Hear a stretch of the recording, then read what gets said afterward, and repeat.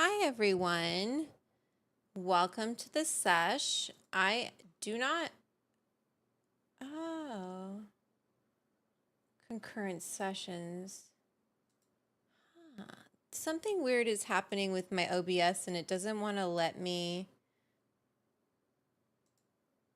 upgrade to, sorry. Oops. Can you hear me okay? How's everyone doing? Good evening. Basically, I'm trying to figure out why my streaming on Instagram doesn't want to work. It doesn't want to work on Twitch or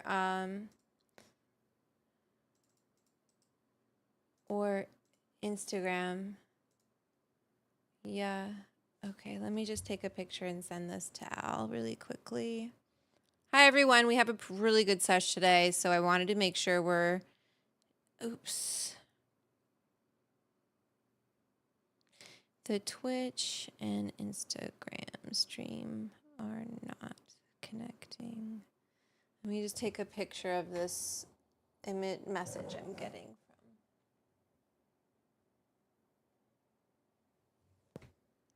I don't know what's going on. Maybe I have something else that's open that's not supposed to be open.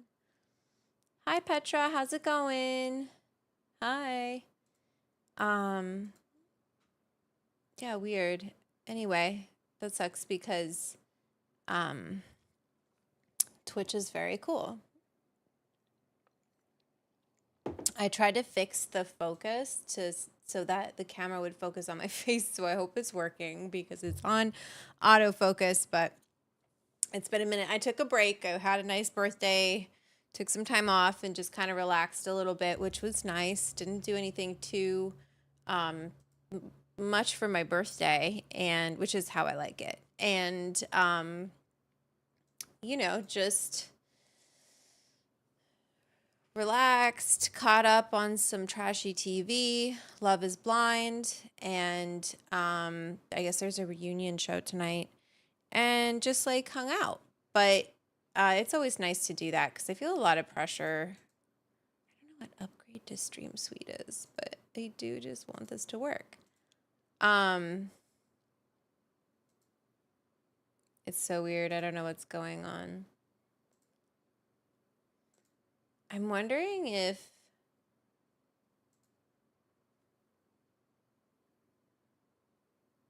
I got kicked off of something. Anyway, whatever. I'll figure it out later. I guess this stream we won't do on Twitch or Instagram. It says I'm gonna win. That's what it says. It says I'm gonna win. That really sucks. I kind of want to still figure this out because Twitch, I just set up everything on Twitch today and it's been really growing. And like I've got this whole give automation. Like, why isn't it? What's this atrium?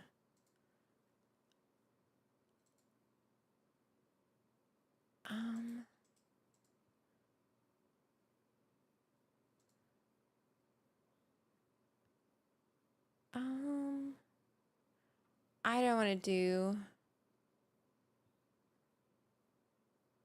I guess, log in with YouTube.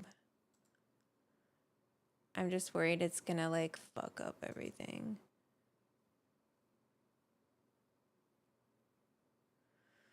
I don't know what's going on. Anyway, this sucks, but I'll figure it out later. Today we have a very important conversation. I'm going to take a boop before we get into it because it's been very hotly discussed online, definitely on Twitter. I see a lot of accounts that are just posting, like, I'm sure I can just open up Twitter right now and read you some of the commentary from people about SNAP. So today we are talking about SNAP, which is food stamps, another word for food stamps. Here we go. First tweet I saw.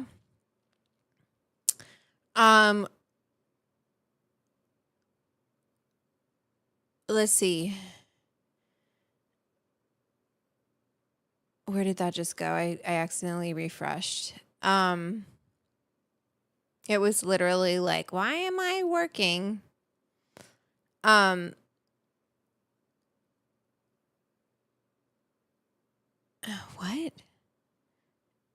Sometimes I don't even know what they're screaming on about. It's really gross on this site. But it's kind of interesting to see like what the other side says, because if you're only on one app like Blue Sky or something, you're kind of in an echo chamber, as they say. Oh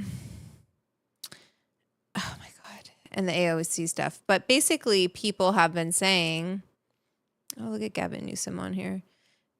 Oh God. So this guy says, here's how the hustle works, right? Because they all think that everybody is scamming the system. That's their big concern.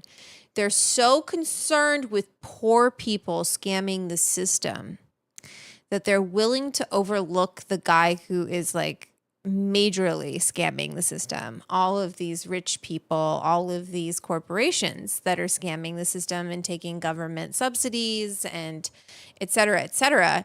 They're okay with that. They're fine with farmers taking subsidies. I mean, I'm fine with farmers taking subsidies, but they're fine with, 20 billion going to Argentina. They're fine with all of that. But here is their concern. They think that illegal aliens come in, drop an anchor baby. Like, what a way to talk about people. These are supposedly the pro-life, like, party, right? They call a baby, which is who they're supposed to care about, drop an anchor baby. Like it's just, anyway, whole family gets SNAP. It's like they don't know how hard it is to get this shit, and you can't be an illegal alien on SNAP. And maybe I'm wrong. We'll look into it tonight. We're going to look into that. Can you be, and I don't call them that, can you be an immigrant without paperwork?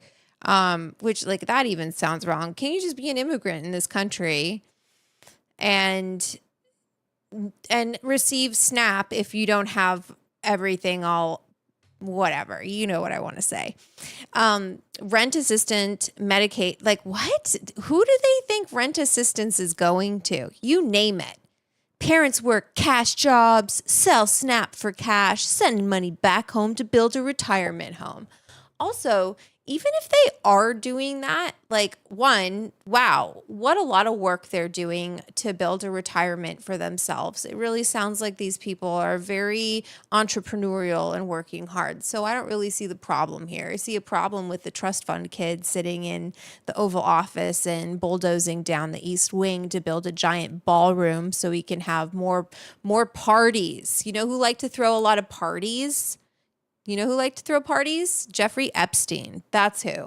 And I think that's why he plays that YMCA song, because he wants to go back to those days of the Diddy parties, of the Epstein parties, hanging out with Ghislaine, never gets her name wrong, wants to hang out with that, back into that world where like he could just go like this, like it looks like he's jacking off two cocks, but he can just do that to that YMCA song, which like, I'm sorry. I mean, like, shout out to my LGBTQIA fans. You know I love you, but that song it's traditionally it's a gay song. Why the hell is a fucking president of the United States? I would be offended. Like, how dare you co-opt our music, right? Anyway, that's how I grew up understanding it. Was like, maybe that's actually not true. But I do think it's interesting that he dances around to that. And I sincerely think it has to do with like music is such a transporter, right? It can take you back to these places. And I really just think he wants to go back to those coked up days with Epstein where they could do whatever the hell they wanted and get away with it. And now it's just like stress and depends and, trying to avoid going to jail. So, and blowing up boats for no reason. Anyway, what are we saying here? I thought it's just Michelle. How mysterious. What? I have no idea. What is going on? Oh, wait. Let me put this to the live chat. Oops. Go away. Hello. What a great TV shirt. Yeah, I'm going to win. That's what it says. I don't know what I'm going to win, but I'm going to win something. So I did order some food. It'll be here in like a little over an hour, but I did order some food because I was going to be hungry. Thank you. I worked really hard on it. I wish that my stream was working on my other two things, but I think, oh wait, maybe I just need to log in. Like, I don't know what he logged into.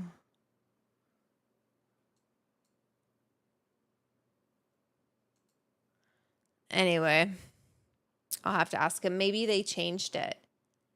Everyone's names are weird. I didn't do it. It's not me. I don't know what happened there, okay? I don't know what the hell happened. Anyway, so you can see like kind of what the response is online is just like,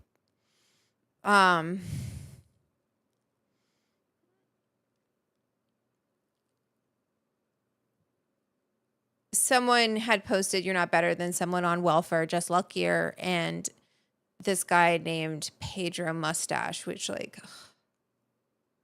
said, "Man, I hope I get lucky enough to wake up at 5 a.m. to go to work again tomorrow." Yeah, you're fucking lucky, man. You got a job. You got a job. You got legs. You've got a bed that you're sleeping in. You've got a roof over your head. You got a number of things. You picked a job that wakes you up at 5 a.m., Pedro's Mustache, and that was your choice, right? You're dude. You could have probably done a lot of different things. But that's what you chose to do. 5 a.m. is not that bad. I don't know why you're complaining about that. I wake up at that time anyway, just because. And I don't even know what he does. Like, what do you do that you think you're so special? Anyway, it still doesn't, you're lucky. Yes, some people don't have the mental capacity to have a job, right? I'm sure you've seen people living on the streets. There's also senior citizens. We're going to talk about who are the people on SNAP. So when someone like Pedro's Mustache wants to simplify it as, "I work hard, I work my ass off, and these people don't work enough, so they don't deserve anything." Do I think that there might be people taking advantage of the system? Sure. Okay. Do you actually no, because why would they're taking advantage of the system? How? Making money by selling it. That's all work. They're not going to be making that much money. First of all, we're going to look at how much people get from SNAP to begin with. It's not like these people are making some kind of windfall if they do find a way to scam the system, right? For the most part, it's just helping people like senior citizens who, because of whatever, something can happen, right? You can have a health problem that racks up hospital bills, and all of a sudden your home that you worked your entire life for is gone because you have to pay the medical bills. So there are so many issues that are happening within this country, and to simplify it as these people are lazy and they don't work and they're just getting shit for free, and I'm here working my butt off and I don't get anything for free. We don't know that, first of all. We don't know. about Pedro's mustache, but, you know, how about instead of looking at these people, one, a lot of them really need the help. I'd say most of them, say 99%. And then maybe 1% has some kind of grift going on. It's really hard to get the SNAP benefits. It's not like they just give them out like candy.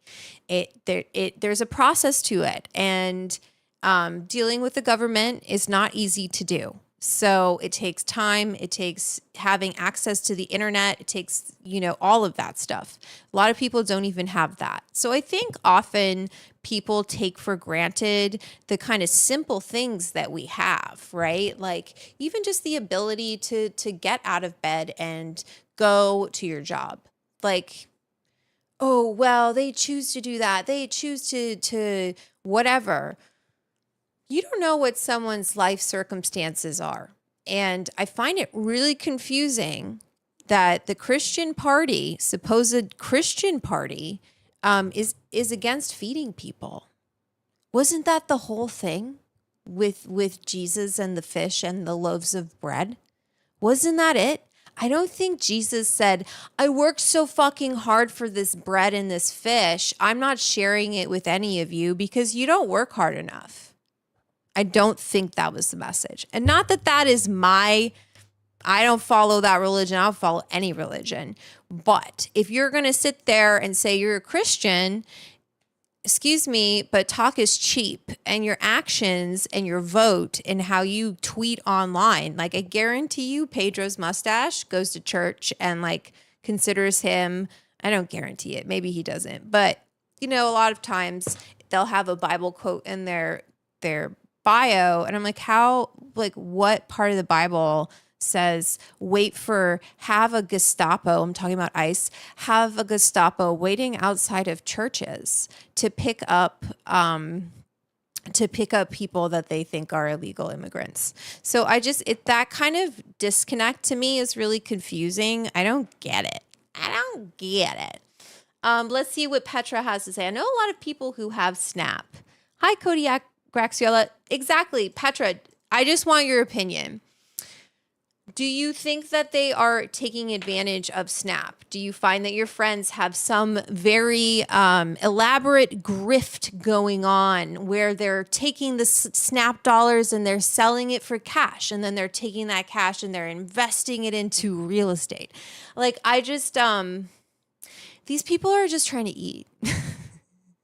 And then there are the people who want to police what they're eating, and they want to say, oh, you can't have Little Debbie snack cake because this is SNAP and it should only go to healthy food. Let me tell you something, motherfuckers. SNAP cannot, not you guys, the people who say that, SNAP cannot be used for prepared foods. It can go to snacks and things like that, but it cannot go to like a roasted chicken. Okay. So people don't have time to cook. A lot of people live in this la la land where everyone just has all the time in the world to chop vegetables and do all of that. They don't have the fucking time. And I've gotten into this argument before in park. I used to hang out with this group of people. Not really. They just brought their dogs there at the same time as me. And I remember I had to stop hanging out with them because topics like this would come up and I'd be like, you guys are fucking idiots. I cannot with you.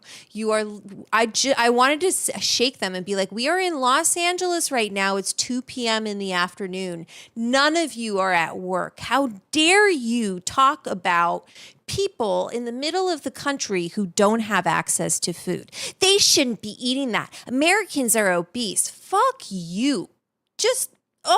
It just pisses me off. I work at one guy was like, I said to them, I was like, there's just not access to this kind of food. We live in California. We live in like the agricultural heart. I do. I live in the agricultural heart of the country, right? So do these people who are just fucking around at 2 p.m. on a weekday. And they are, no hot foods. That's right. And they are like, it was because of RFK Jr. Fuck that guy. it was because of RFK Jr. And if you're not loudly against him, then you're for him. And I've seen some things that people have said about that guy recently, trying to sane wash him. And I just want to say, I'm just going to repeat it for you. Shame on you if you are trying to sane wash RFK Jr. He is so dangerous. Go ask the Samoans. Go ask them what he did there and the impact that he had there with the measles. Okay. And we're starting to see that in this country. I'm getting so sidetracked because I'm so angry about everything that is going on. But anyway, let's get back to SNAP and people trying to police what others can eat with this. And you're probably thinking like, wait, wouldn't you want people to only get healthy food? Okay, yes, great. If people can eat healthy, wonderful. What does that even fucking mean, first of all? But generally low sugar, not, too much fat, things like that, a balanced diet. I am of the school that life is pretty short and people should be able to buy themselves a cookie or a bag of chips or a chocolate bar if they want it, especially when you live in a place that doesn't have a lot of access to fruits and vegetables, or you don't have time, or you don't have a kitchen. Are people starting to put themselves in other people's shoes now? It's very easy to say all of these things from a comfort of your home and the comfort of having clothes, warm clothes, socks on your feet, all of those things. Now imagine all of that was taken from you and some assholes are online and the government is shutting down and they're taking away the very little help that this country offers to its citizens. I don't know what kind of great they're talking about. I don't know what they mean by great, but this ain't it.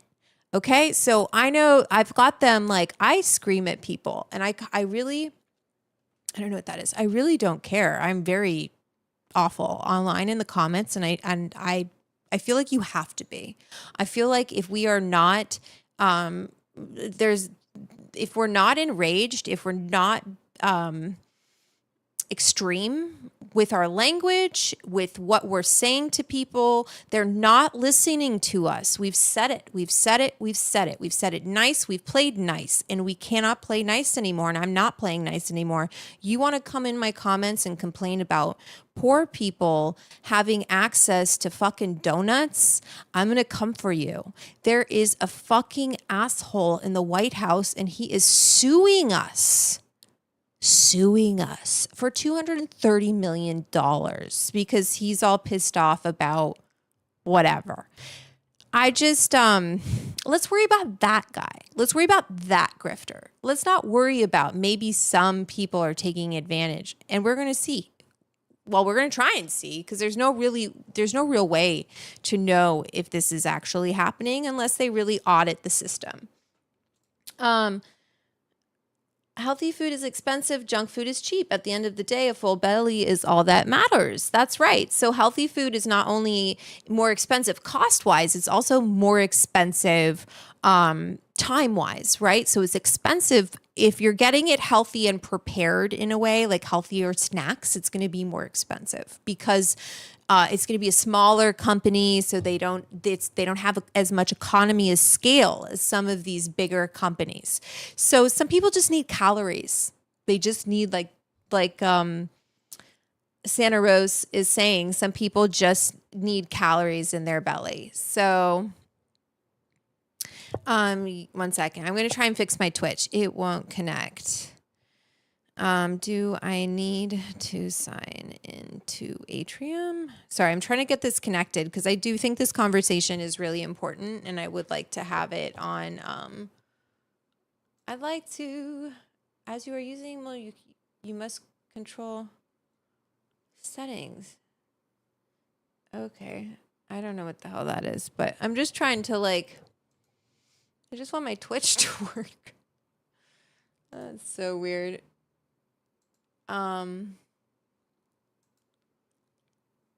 Anyway, I actually qualify for food stamps because my pension after 32 years with USPS is below the poverty lines. I just want to, let's point that out.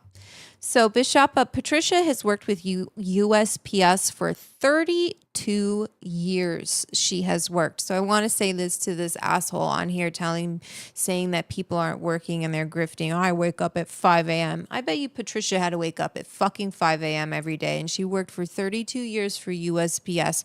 And that's a hard job. You're walking around, you're doing that. You've got packages. It's not an easy job. She's not just sitting there eating potato chips. Okay. And so she now after that, because there's no kind of cushion for people, the cost of living has gone through the roof, not helped by global tariffs from this fucking idiot in the White House. I don't like him. I dislike him a lot. It's frustrating. I feel it's like people are like Trump derangement syndrome. Yeah, people are losing their minds because they're triggered. It feels like I am screaming and no one is listening. Do you know the myth of Cassandra, who she could predict the future and whatever? That has been Hillary Clinton's been talking about this guy. People have been saying he's an asshole forever, but it just feels like we're screaming and people are, okay, wait 1 second. I'm going to FaceTime Al really quickly. Let me see if I can FaceTime. Sorry guys. We're trying to get the Twitch going. Hello. Okay. I'm good. Just trying to turn my camera around. There it is. I don't know what the hell happened, but today it decided it didn't want to work. The Twitch won't. Okay. Like the Twitch won't do. Yeah, so it said NVENC error. We could try switching the NVENC, like the encoder settings. So click that yeah, try main cam NVIDIA NVENC at the top, H.264. Yeah. And what are let me see the options. You can turn your phone sideways, might help. Sorry. And yeah, let's switch to AMD HW H.264. AMD HW H.264. And then 30 original, and then CBR 3000 towards the bottom. Let's switch that back to 6000. Where? Here? 3500 right below that. It says 2500. What do you want me to change it to? 6000. 6000. Yeah, just type it in. It's going to be easier. Okay. Okay, and then same thing, hit OK. And same thing for the Facebook. Instagram. So that would be vertical cannabis. No, wait. Wait. It looked like it was an encoder issue. So go back to video settings. So vertical encoder. Yes. Was there? Can we go back? I think the menu we were looking for was before. Hit cancel and then hit the green Instagram output button again. This one? Yes. Okay, never mind. Hit the, I guess the setting wheel. Mm-hmm. And vertical canvas. Mm-hmm. Output settings at the top. Mm-hmm. Never mind. The advanced settings, maybe? Oh, here, sorry. Oh no, that is advanced settings. So maybe okay. It's so let's switch that to AMD HW H.264. Okay. And then CVR again 6000. And hit OK. And then let's try again. Okay, let's see if this will work. Could not. Oh wait, let me change the stream key in case it right. Change that. Sorry, you guys. Whatever, you guys got to deal with it. look at you. Let's try Twitch. Twitch, oh my goodness, you're a genius. Yeah, something went weird with the NVENC. I think if you just toggle it back, it'll work again. But I'm just let me know if you face any sort of lag or anything with this. Okay, thank you so much. I appreciate it. No problem. All right, Al. Bye. Well, there you go. That's why we've got Al helping. All right, we're back. We're going live on Instagram. The Twitch should have started. There we go, everyone. Sorry about that. Not that any was in the Twitch, but let me copy this. Oops, motherfucker. Sorry, you guys. It's a little crazy today because it's been a minute since I've been here, but I'm just going to put this in my Twitch thing, pin this comment. Something went wrong. Why? Well, whatever. We're going to leave that. And bye, Petra. I have to go. I have a therapy call. Oh, good. That's great. Have a good therapy call. Good to hear. Also, Michelle, are you still here? How are you doing? I'm sorry I didn't ask you earlier. I was trying to like figure out all this shit. Hopefully that doesn't. Okay, so that is my videos that we're going to do. I think I need a boop. Let me go to our boop camera. Oh, that's a nice shot, Vanessa. Maybe I should put in the boop scene. Maybe I should put the, that's camera 2. Maybe I should put, oops, 1 second. Hi. I noticed the Instagram's not working. Oh, no. Yeah, I went to go look at it, and it says this video's not playing, so... Oh, It no. might not be working. Here, let me end this live. I guess it works from the phone, it just doesn't work from the PC. I'm just going to do it again.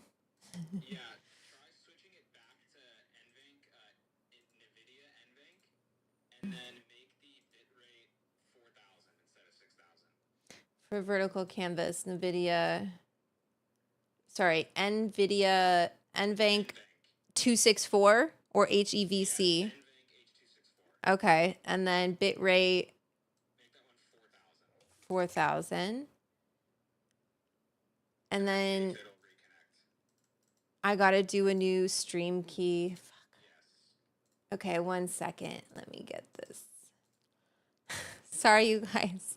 I do want it on my Instagram. Copy. All right, I'll tell you in 2 seconds if it's save output. Okay, and the Twitch is good. Oh, the Instagram totally. Let me show you why it looks weird. Here. It changed to like that. The Twitch one is messed up? Looks weird? It's not messed up. No, the Instagram one looks weird. It looks like this now. Just put this like that. Oh, the logo changed? Yeah, that is weird. That's I've never seen that, and it's not giving me the go live here, and usually it does. Let's check the setting. What does it say there? Invalid path connection URL. Right, that's just because of the stream key. Okay, let's try the settings again. And okay, output scaled resolution, scaled filter bilinear. Switch that one to where it says bilinear. Here, I can't click on it. Switch that to. Oh, you can't. I can click there and then rescale. Yeah. Okay. Switch it. Do Lanxos, and then output scaled resolution. We're doing type in 1920, or sorry, 1080 by 1920 is what we want. I don't think it'll. Oh wait, yeah, there it is. Yeah. Okay. Keep the bit rate. Okay. Yes. Oh wait, I need to change. God damn it! I need to change the stream key. And go. Oh wait. Vertical canvas. how do I go back to output settings, stream key? Well, people can, oh, fuck, why did I hate computers. I hate them. Paste, save output. Okay, let's try it. Invalid, why would it be invalid? Okay, let me try changing the serve. Sometimes Instagram does that. I'm just like losing my audience. Okay, so let's generate a new one. Stream URL. Stream key. Save output. Unexpected error occurred. Okay, so one more time, we'll switch it back to AMD H264. Okay. And then switch the bitrate back to 4000. And should I change the rescale output? No, it stayed on 1080, which is what we want. And then should I put the stream key back in? No, I think you should be good. Let's see. Okay. It should eventually, it goes, it takes, sometimes it takes a minute to like, there we go. I don't know if you guys can see me. All right, it's working. It is? Okay, great. Yes. Love to hear it. Thanks, Al. I appreciate you. It's okay. It's not your fault. Thank you so much. Bye. Okay, sorry. We figured it out. That was Al. He's my stream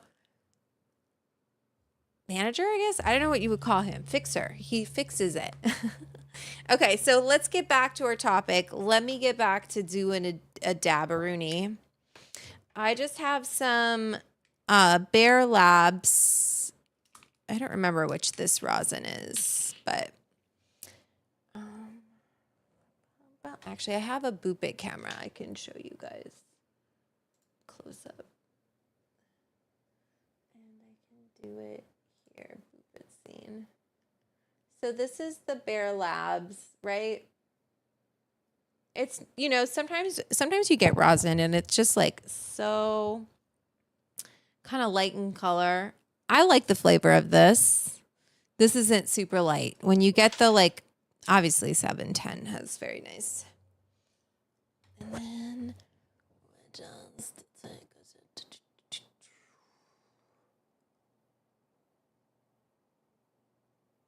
like, I bet you they think that people are spending Snap on boops. Do you know what I mean? I don't even want to say it because it'll become a rumor. Boop. All right. And I need to check my Venmo to see if there's any super chats today. Boop, boop, my friend. Thanks, Harry. Stream guy. It's Al. He helps. And I have food coming. I'm so excited. I'm very hungry. I feel like I've been very upset today. You know, hearing that 2 more ships or boats got blown up, and I know people are like, oh, they were drug dealers. Here's the deal. It's very important that we don't set a precedent, right? That people, oh, and I got to put your names on the board. I see these super chats that people, that leaders of countries, they can't just say that person is a criminal and they're a drug dealer and I'm going to not arrest them. Oops.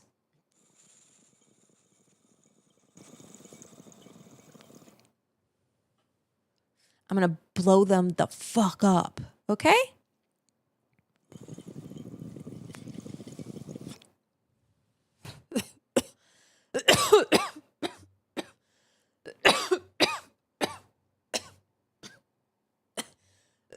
Free boobs for all.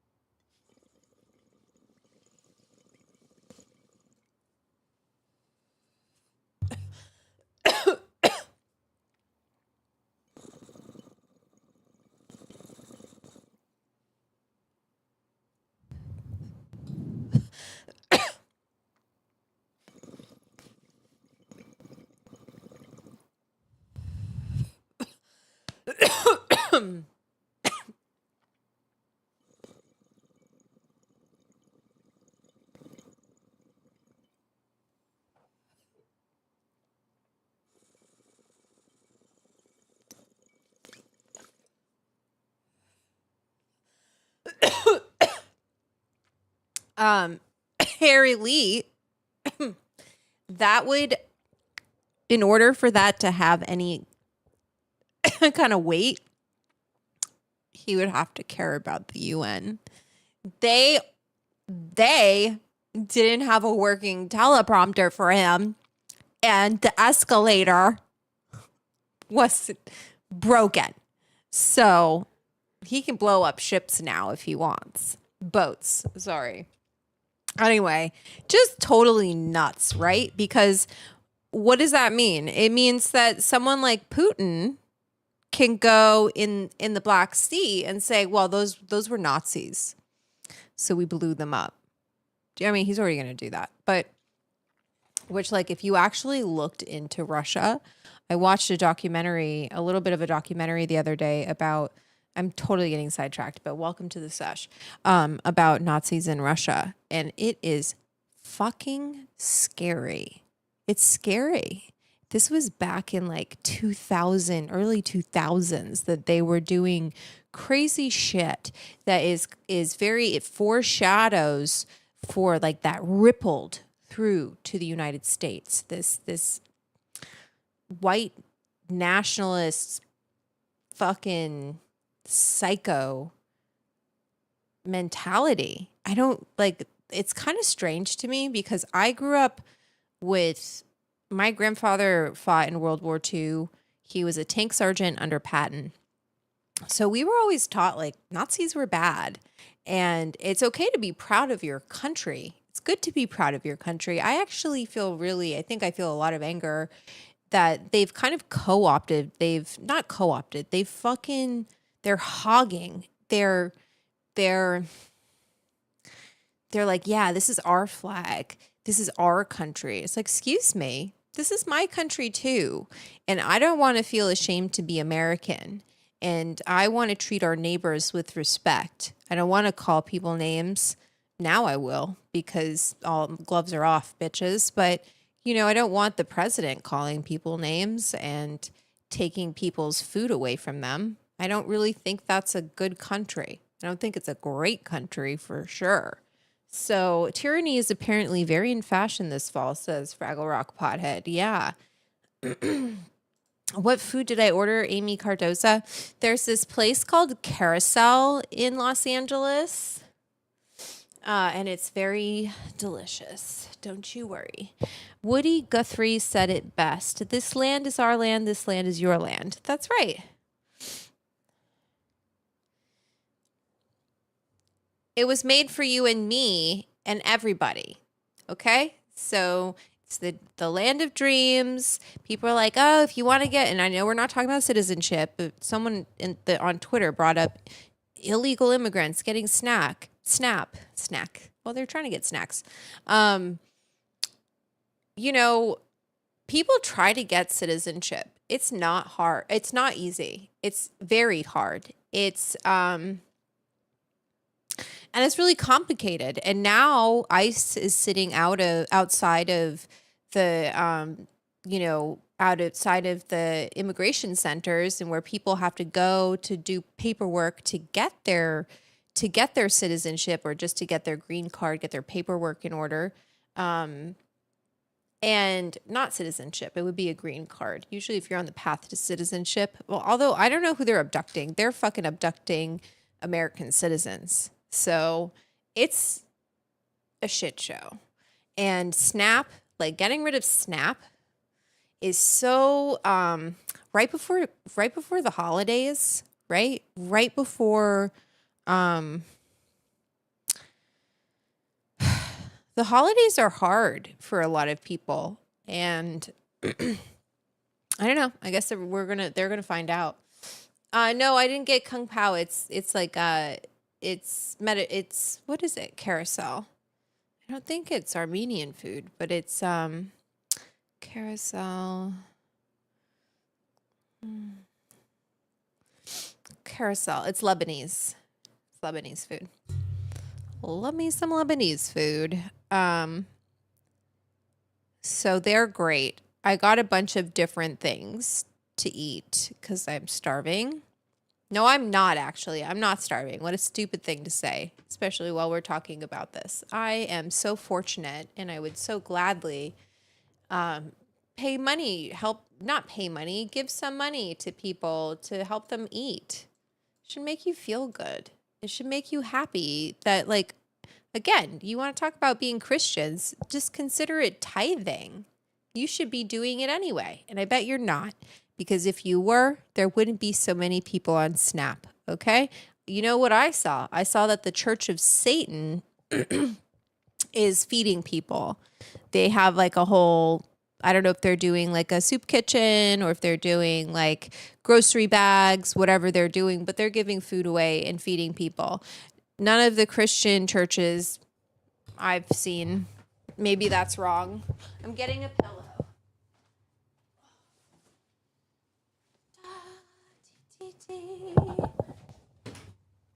Okay, that's better.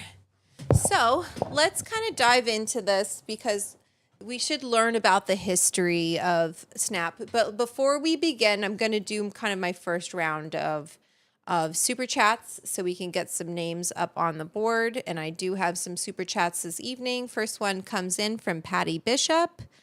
I detest Trump. How dare he mess with EBT? That should be a chant. That's a good cheer. But how dare he? How dare he mess? Actually, I messed it up. I don't know. Someone come up with that cheer. But make it a cheer and let's go and protest. Patty Bishop going on the board.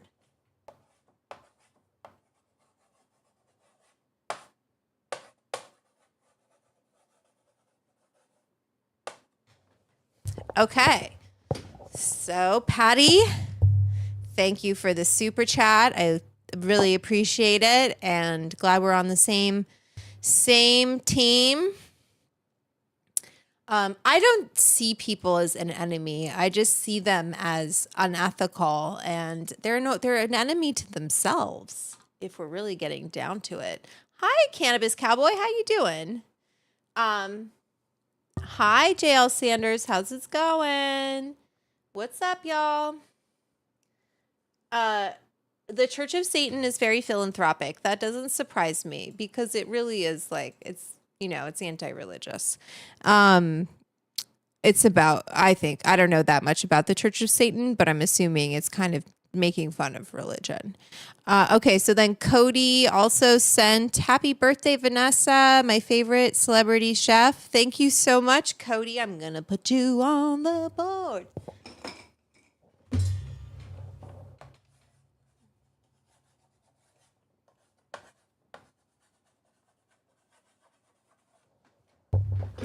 All righty. I love it. Thank you so much. Appreciate you. I had a good birthday. Very chill. You know what? I got the best birthday gift. Madam Dram sent me a video from Clay Baby. I need to ask if Clay Baby will let me post a little bit of the video because I think it's so cute. It was great. Okay, and then we have Harry Lee. And Harry Lee just said, boop. Thank you, Harry Lee. I'm going to put you up on the board. Those are super chats. If you want to send a super chat, you can send it to at Edibles Club on Venmo. Let Let me see if I can send this link to myself.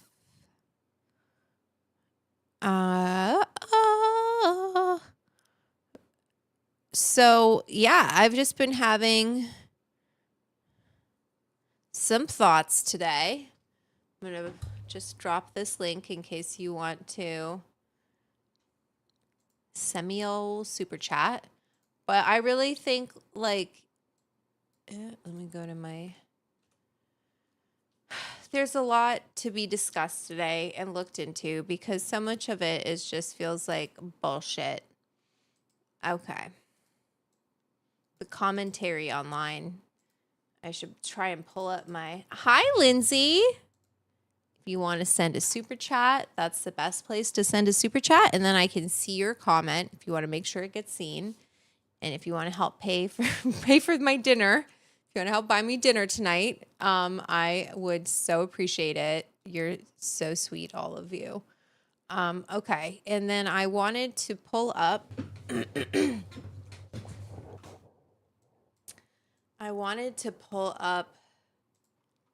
what the hell was I trying to do?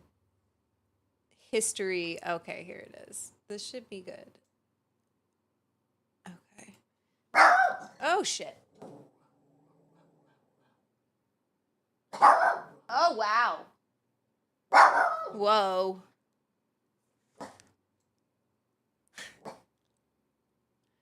Wow.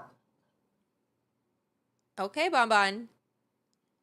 What's up? Oh, boy. I kind of just let her go. She doesn't bark that often. You know what I mean? Like, okay.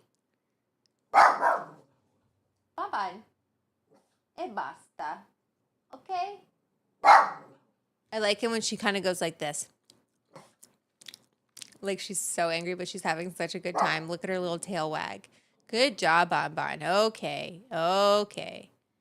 Okay. Good job. Now she's like, give me a fucking treat. Hi.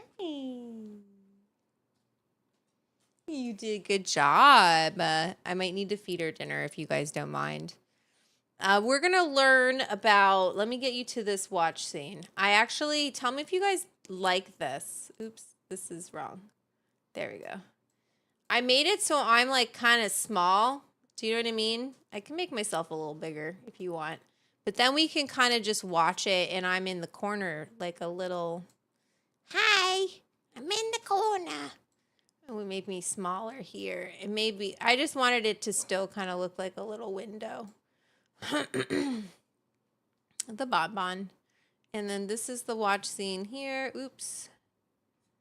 This did not work how I wanted it to. That's okay. We're fixing it. I'm fixing it on Instagram. If you're wondering what I'm doing. Okay, so we got our watch scene here. I got to make sure my earphones are going to work. Yeah, this. Oh, wait. Can you? Yeah, you can hear me. Oh. I should make sure there's nothing there. Browser. Okay. Hi, baby. I see you. I just want to make sure this works for them, and then I'm going to feed you. Yes, I see you. Sorry, I'm talking to the dog. Okay. Stop. Stop it. Ooh. People know today. Okay, let's start from the beginning. The Trump administration is I'm going to play this and feed her, and I'll be right back.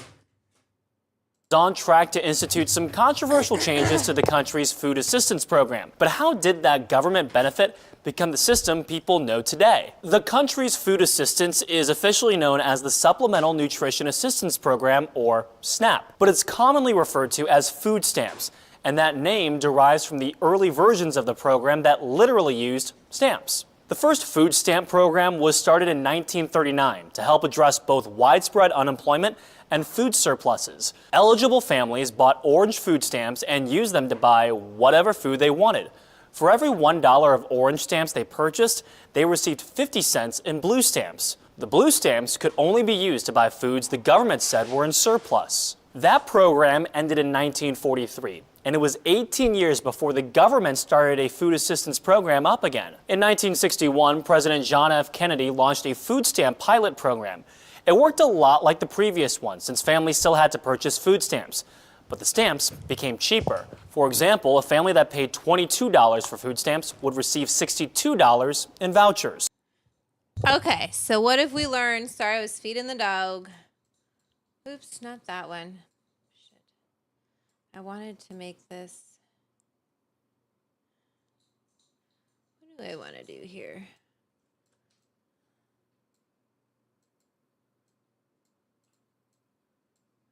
Let Bonbon 2020. Let Bonbon run for sure. So we're learning about SNAP, and it was first introduced, and it really was stamps. It was food stamps. And SNAP stands for Supplemental Nutritional Assistance Program. Okay, so it's supplemental nutritional. Okay, it's so we don't have people starving in our fucking streets. You want this country to look great? Don't let your people starve. Pretty basic. Get them housed, get them fed, get them clothed. I'm not saying that should be the goal of the government, right? We can't, I don't know. I don't see a problem with it. If people can have those basic needs met, great. It's one less thing that someone has to worry about. I don't know what people are like, oh, they'll get lazy if you do that. They're going to just depend on that. No one wants to live in poverty.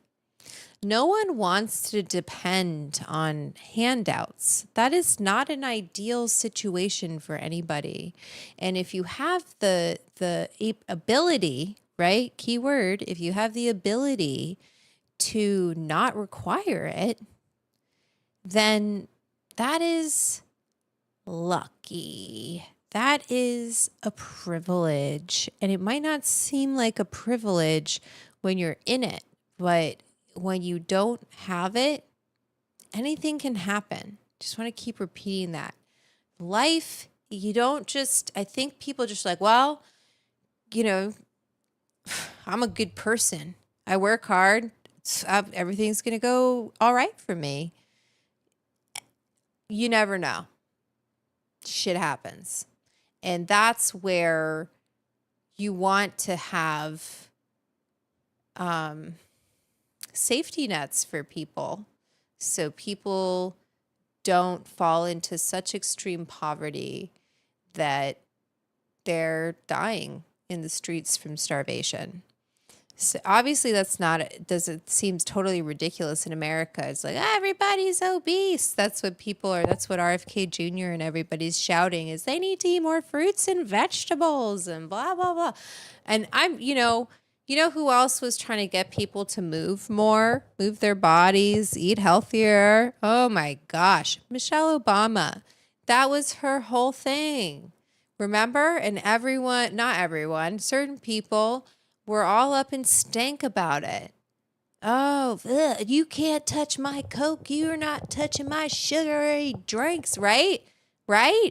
So it's just interesting. That kind of hypocrisy to me is always so interesting. I'm like, how do you not connect the two? Like, do you not remember? Is like your memory is that short term? And I really do think it is that short term because we elected this guy again. And it took just 4 years of Biden and just kind of not having the anxiety of a president that's totally deranged. Biden, I read a tweet that was like, they called him Sleepy Joe because we could sleep at night. That is so spot on. I don't remember having this much anxiety about what he was doing. Obviously, with the end of his presidential term, there was a lot happening that was not with Israel and Palestinians. I wasn't sleeping about that. But within our country, for the most part, you know, it was okay. We were cool with Canada. We were cool with Mexico. Pretty cool with pretty much everybody except for Russia, which, like, yeah, I don't want to be cool with Russia. And, anyway, whatever. Let's keep learning about SNAP. The Kennedy pilot program was tested in select regions around the country. In 1964, President... Oh, wait. Michelle says, in our state... Richard fucking Simmons. Oh, that's right, Richard Simmons. I love Richard Simmons. He was so good. So good. Move your body. If you can move your body, right? Not everybody can move their body. So I just think, like, all of those things, there are so many people on this planet, we just have to be considerate. That's another keyword. Let's be considerate of others. I don't know why empathy is seen as this, like, weakness. It's not a weakness. It's a strength. It's what's going to make our world better. The more that we can come together as a group, if you really look at Homo sapiens and you can kind of see what happened with, like, the Neanderthals and the other humanoid species, we came together as a species, right? We planned. We were a group. And when you start to, like, see people as not people and not deserving of basic decencies, basic help. So anyway, let's keep learning. And Lyndon B. Johnson signed the Food Stamp Act, making... I wanted to read this. In our state, it depends on the zip code. One of our kids' schools is in the free lunch. That's great. I want to pay for kids' free lunch zone, and one is not. That's so weird. Like the poverty level or something in that particular surrounding area. So it's not based on the per family. It's based on where you live. That's interesting. Hey, what's up? How we doing? Hi, hood hippies. They just eat pizza every day. So, like, that can always be better. Totally. I mean, you want to know why they eat pizza every day? Because pizza's so easy to make. It's coming from an Italian. It's so easy, and kids love it. Kids are they can be difficult to feed, right? It's like this idea, we need to feed our children more vegetables. Okay, try to get a bunch of kids to eat vegetables, especially if they're not, like, the most beautifully picked whatever. I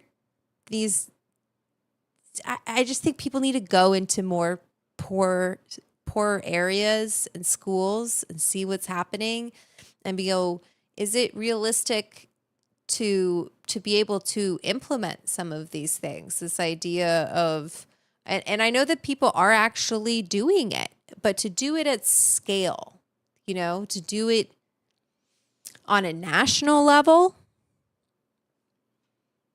that's SNAP. It's national. So they have to do things to kind of make the bureaucracy of it easier. All of you in this area, in this zip code, you all get it. You here, your house prices are higher, so you don't get it. And it kind of groups people. What that does is it groups people, so it kind of segregates people by class. If you can see, like, well, if we live in this neighborhood, we'll get these benefits. So there's all these kind of peripheral impacts from how they legislate, and that's why our vote and our voice is so important, because definitely locally we have a much stronger voice when we go and we vote. I get really sick of that when people are like, "Oh, your vote doesn't count." Oh, okay. That's a real lazy way of looking at things. It's kind of the only thing that we have any say in is having a vote, going down. Then you see this in the cannabis industry. Sonoma Hills Farm was down and speaking at, I don't know if it was like a city council or a county meeting about, they're trying to do something with myrcene and terpenes, but they're there and they're speaking to them because the government is people. And someone was in my messages and they're like, all of government needs to just be dismantled because everyone's corrupt. And I hate to break it to you, but humans are imperfect. So this idea that we can just dismantle our government and then put in a new one that's perfect, that people aren't going to take advantage of, that when you put power in someone's hands, they're not going to see ways to benefit themselves. That's very rare. And that's why we have to be careful with who we give the presidency to, because this guy has turned it into a fucking grift. And like, yes, I know someone was like, every president has increased their wealth. Well, yeah, duh. When you're on that big of a platform, you're always going to increase your wealth. But the way that this guy has done it is detrimental to the American people. He is literally suing us. So you guys, I'm over it. I'm tired of this shit. That's how I feel. Okay. If the family, okay, wait. They do get free lunch county or statewide, I believe. Okay, that's good. So you can,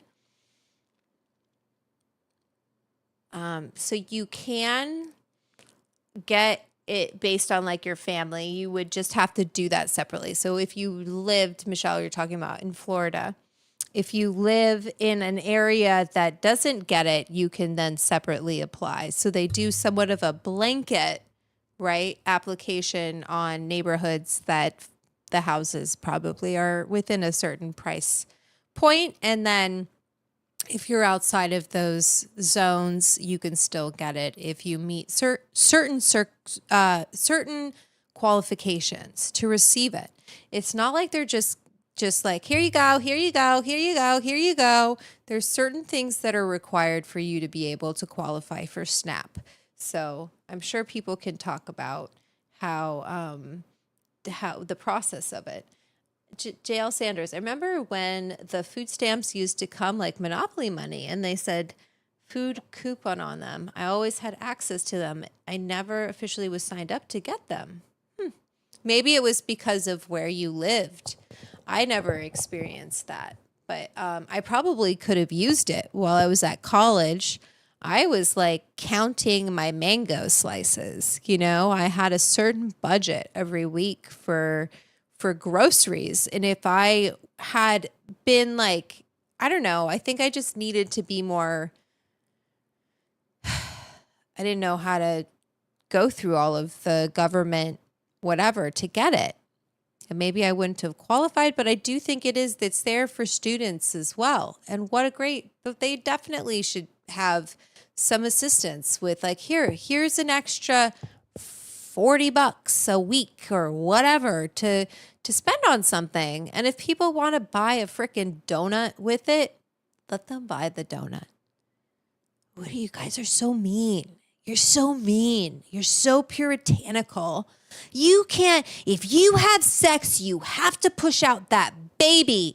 If you do this, you have to do that. So just punish. Just let people fucking live. Life is hard. Make it a little easier for people, okay?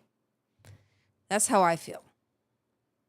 Making the program permanent. Various laws have modified it since then, changing the eligibility guidelines, work requirements, or funding levels.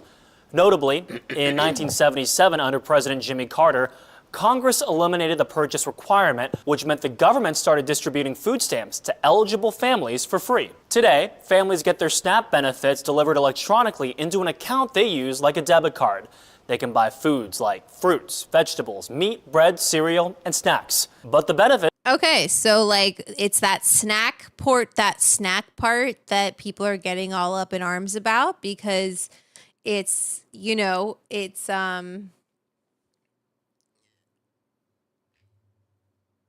yeah, that's exactly right, Mr. Scott Stoney. I never understood why you can't get hot food until COVID happened now. Fast food places take EBT. It makes sense if you're homeless. Now, how are you going to cook the groceries? That's exactly right. Even if you do have a home and you have a stove and you have all of that stuff, maybe you don't have the time. People don't have time. They're working multiple jobs and the minimum wage, what is the minimum wage right now? Let's look it up. Minimum wage national. Actually, let me just put it here. Oh, that's my email. Don't email me. Okay, the national minimum wage in the United States is $7.25 per hour. $7.25 per hour, okay? For employees who receive tips, so restaurants, it's $2.13. $7.25 an hour. So if you work a full day, that's about $58 a day before taxes. That's for an 8-hour day. So a lot of people are working 2 or 3 jobs, right? Because they don't, they can't afford. How are you going to afford anything on $58 a day? That's ridiculous. So I don't know anyone who can live on $7.25 an hour. Okay, so I think we need to start keeping these things in mind when we call people lazy and we say that SNAP is a handout. $7.25 an hour. $58 a day before taxes, and they pay taxes. Why? Because they're not billionaires, right? Because who should we be taxing? Who does Trump tax more?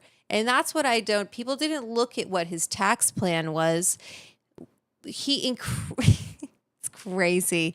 He cut taxes for the wealthy and he increased them for the middle class and lower. Well, I don't think for the lower class, but that is disgusting. His big, beautiful bill.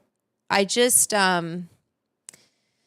anyway, it just feels like we have the burger, like this, some robber baron. I think my food is here. Benefits can't be used to buy alcohol, vitamins or supplements, prepared foods, or household products like cleaning supplies or pet food. No pet food for your oh shit. Didn't mean to make it that big. Okay, let me pull up. Actually, let me just, oh no. That's bullshit. It is bullshit. Let me just, I have a bunch of links I forgot to email to myself.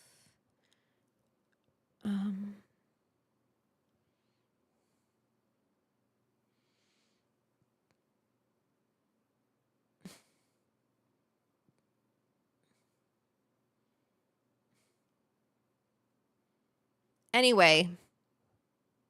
Oh, I can't.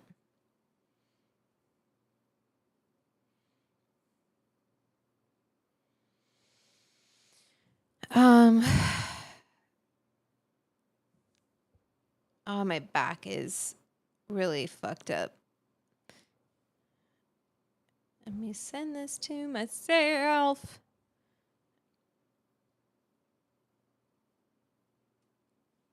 And pull it up. This is my Instagram live. So,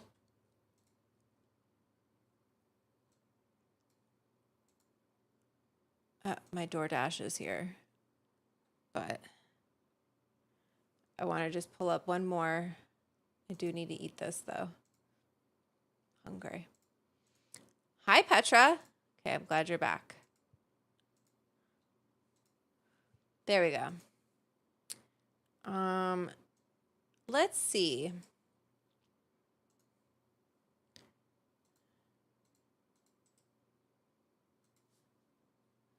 Video making. So this is centered on budget and policy priorities. Video making America Stronger U.S. food stamps. This video contains some graphic images of the effects of now. Yeah, let's fucking watch this, you guys. Oh, wait. Let's go to YouTube. How old is this? If you ask recipients of the food stamp program here, this is how good. it originated and who sort Very of pushed it along, pixelated. I don't think they would know, but that's not important. The important thing is that they benefit and they have a better quality of life. I don't think it's an exaggeration to say that we revolutionized the food stamp program for the better. We brought in millions of people who heretofore had never heard of the program or who couldn't afford to participate.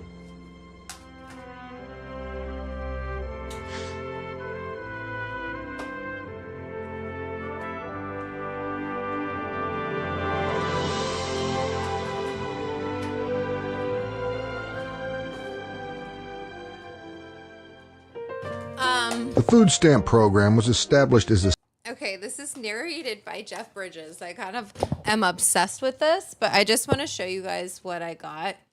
They gave me a box. Let me show you. Hi, you already got your dinner. Let me make sure my address isn't on here.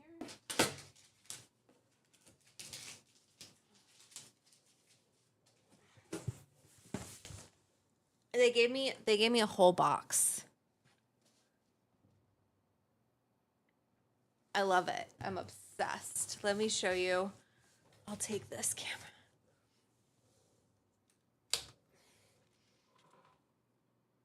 You guys are gonna get a treat. Don't fuck things up. Look at. So I got fries. I should probably open these. They're getting steamed. I got pita. And I got hummus and baba ganoush. I don't know which one. I think this is baba ganoush. Yeah, that's baba ganoush. Pita and a whole meal with rice. And I got a dessert. This is kind of like baklava, but it's not baklava. Oops, shit. Better eat that. And then, I don't know what the hell these are, but I'm going to eat them. Okay. Let me go back. Got a fry in my throat. Oops.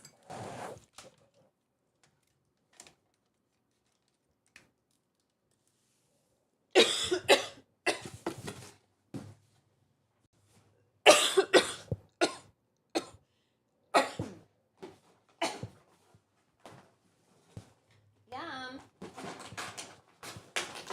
Okay. So this is, the video is vintage. It's very vintage. This is, you missed so much, Lady B Miniatures. I got carousel from Lebanese food from, it's not crispy, but I think if I put it in the oven, it totally would be. But I think I'm just going to take a bite.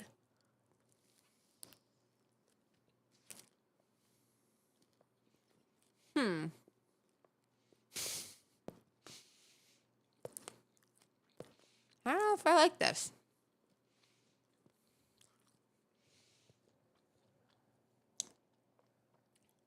But I feel like it just might be old. Or it needs to be like crisped up.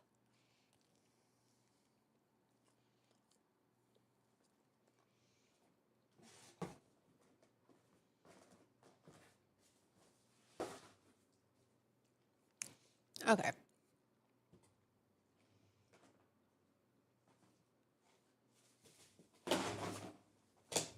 I got this. There we go. Oh, shit. What the hell happened there? Oh. Not here. Oh, my goodness. I need to change the camera. Ah!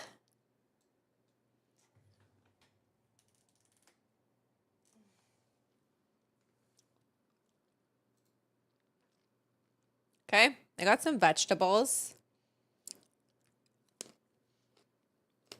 Oops.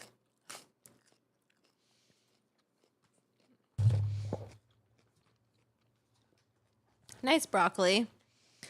Oh, I did not need to get pita because they give you a lot of pita. Oh, and I didn't show you what the hell's underneath this. There's like a whole thing.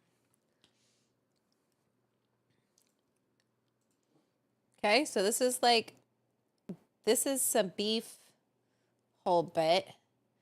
like a kebab kind of a thing. Looks really good. Tastes really good.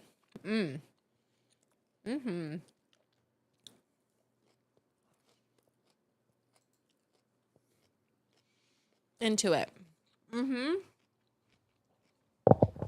Ooh, they put like jalapeno. I feel like I'm gonna make a huge mess. But I just want a little bite of this rice. Hi, Duke. How you doing? It's not an old school apple pie, Mr. Scott Stoney. It's like a cheese thing. I want to try the rice. It definitely did not need pita.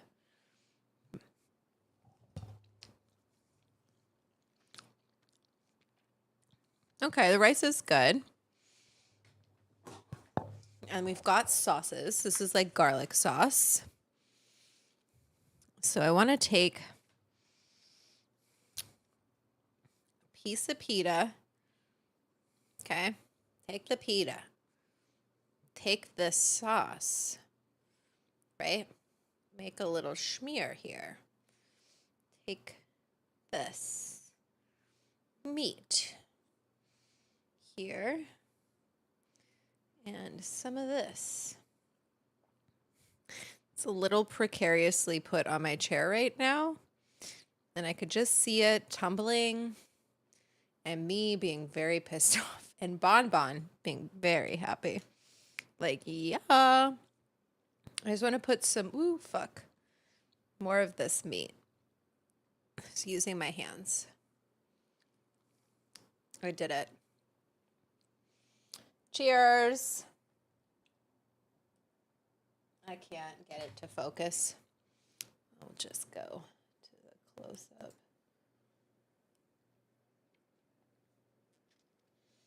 Oh, they were still on the boop it scene. Okay, I'm going to try this.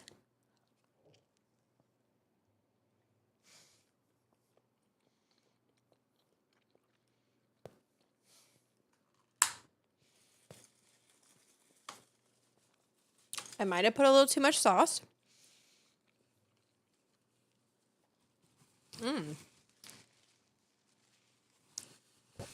Wow. That's good. Love it. Oops.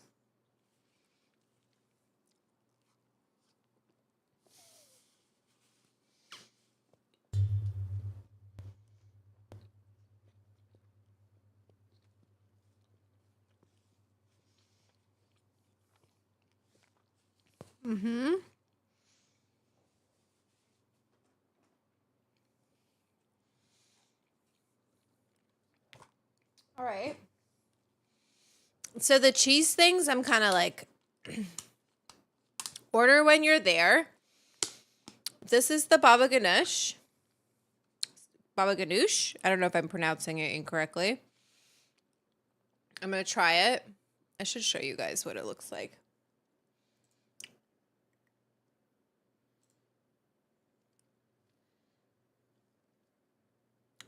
Very yummy.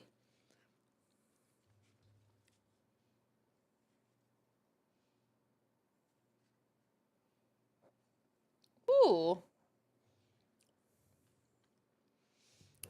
And then I want to, it's hard because I've got like food in my hand and I'm trying to go back to the main camera. Oh my God, that is so good. So that's the baba ganoush. I'm not like going to totally stuff my face right now because we're seshing, but I needed to eat a little something.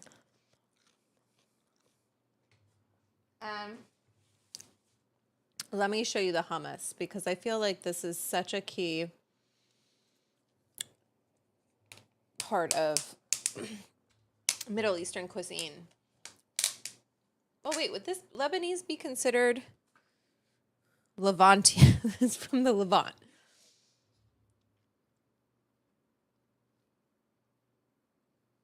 Look at that. Okay, let me show you. Dippability.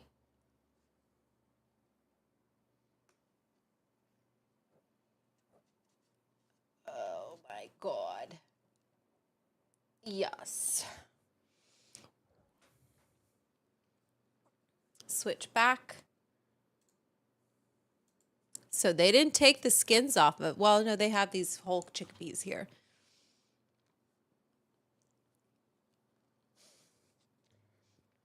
Mmm.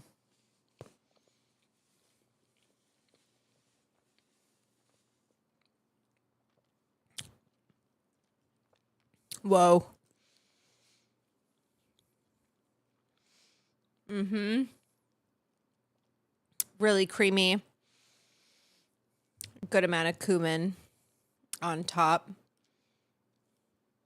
That was one thing. I should have put cumin and other spices in my hummus recipe. Okay.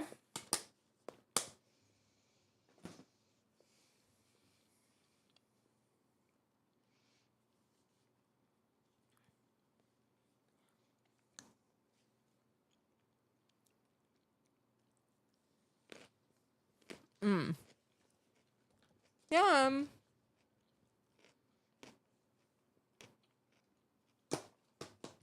Okay.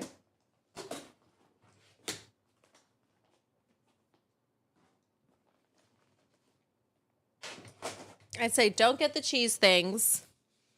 Definitely get the baba ganoush. It's very smoky. Like the baba ganoush was so nice and smoky. I want to eat more of that.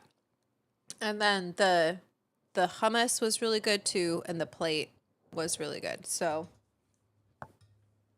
I'm gonna eat some more later. But I also got what I'm really waiting to get to. No, you should make some. Yeah, it's not hard to make. Have a good night, Harry. Thank you so much. Thank you for the super chat. Thanks for being here. So this isn't baklava. This is a different dessert from Lebanon. It's called basma. I've never had it before. I'm going to show you.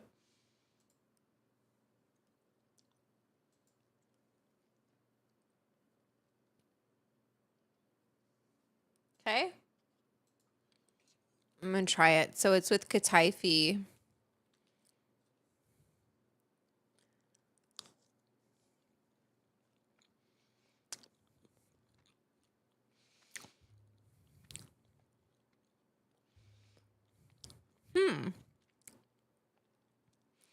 It's not too sweet. It definitely has like elements of baklava, but it's not like drenched in syrup. It kind of reminds me of, what does it remind me of?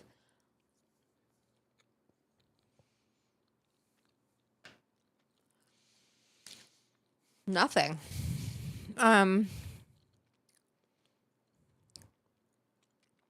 It's very nutty, buttery, like in the inside. There's like a layer of pistachio. Close up cam. You can kind of see it there, right? That layer of pistachio in the middle.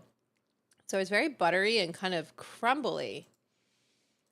Whereas baklava is like crispy, crunchy. This has more of like a crumbly, kind of cakey, not cake, but a not shortbread. I don't know. What does it remind me of? Okay, cool. That in the morning with the tea, I feel like would be really good. And that's what I'm going to do tomorrow. All right, let's keep learning. Very interesting dessert. Yeah. Let's go back to our watch scene. A safety net against hunger and malnutrition for low-income Americans and their families. It saved me, you know? And it kept me out of the hospital. the emergency room. Diana's food stamps help where her disability income isn't enough. Without the food stamps, I'd have to spend cash on food. Sometimes that took away my medication money. I don't think that any mother want to see the children suffer. So I think it's like in combination, thinking about this in combination with the other benefits that have been cut for people and are that's what they're voting to do.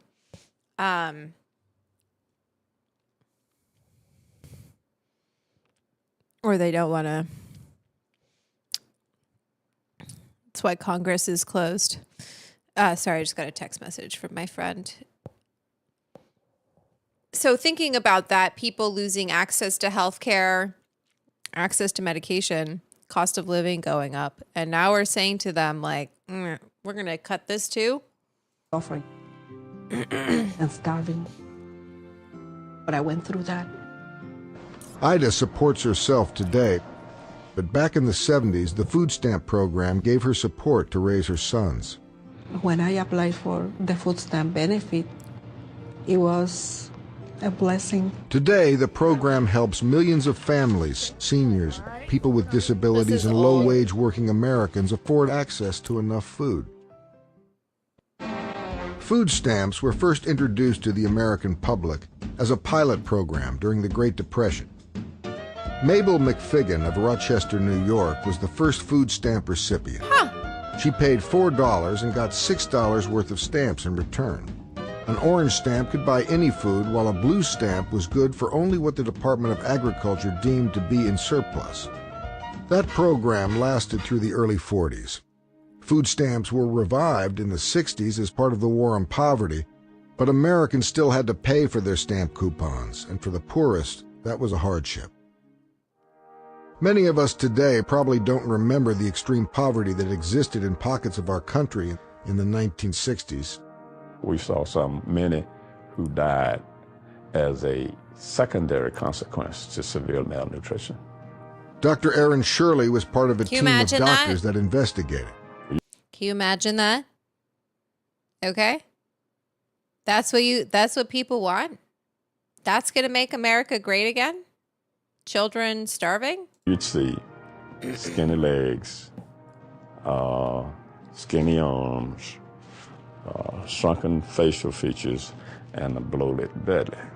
And that's what really, as a pediatrician, is what got my attention. The doctor's Wow. work became part of a CBS documentary hosted by Charles Kuralt called Hunger in America. Maybe we should watch that. This is so sad. I'm sorry. TLDR, this is really our content warning. He was an American. Now he is dead. Oh my It God. shocked the American I'm sorry. public. I was watching a documentary on Shocked me. CBS. It was 1968, and I remember saying, why are they...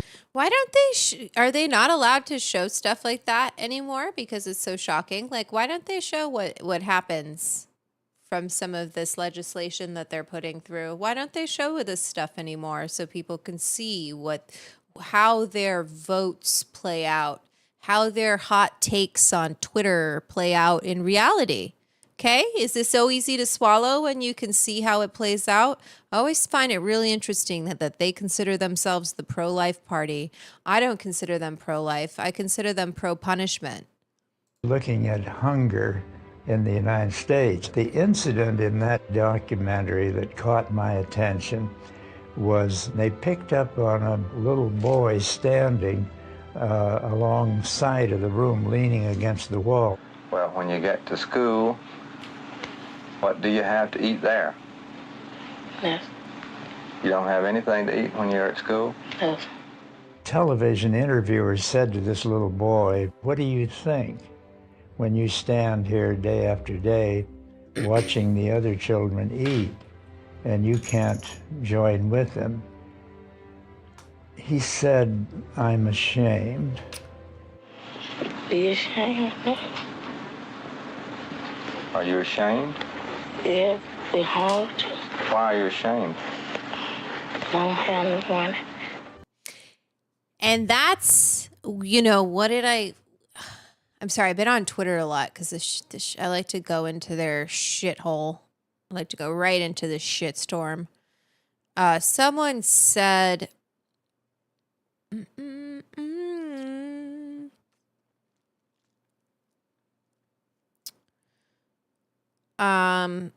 someone said,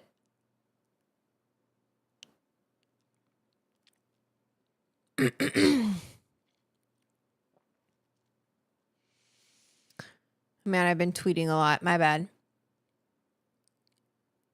Oh, yeah, here we go. What's their incentive to work if they get everything for free? Free Bird Mom said that. This woman, Trump Vance, so I'm guessing she considers herself a Christian. Free Chauvin, Free Bird Mom on Twitter said, what's their incentive to work if they get everything free? Everything. Who's getting everything free? Who? Nobody. The only people getting everything free is sitting in the fucking White House right now. And I said to not live in poverty. I said something else after that. But people, look at this kid. He feels shame that he's too poor to have the same food as his classmates. He's not, he doesn't, it's just, it's not, people don't strive for that. I said to my family that were watching that documentary with me, it's not that little boy who should be ashamed. It's George McGovern. Right. A United States Senator, a member of the Committee on Agriculture.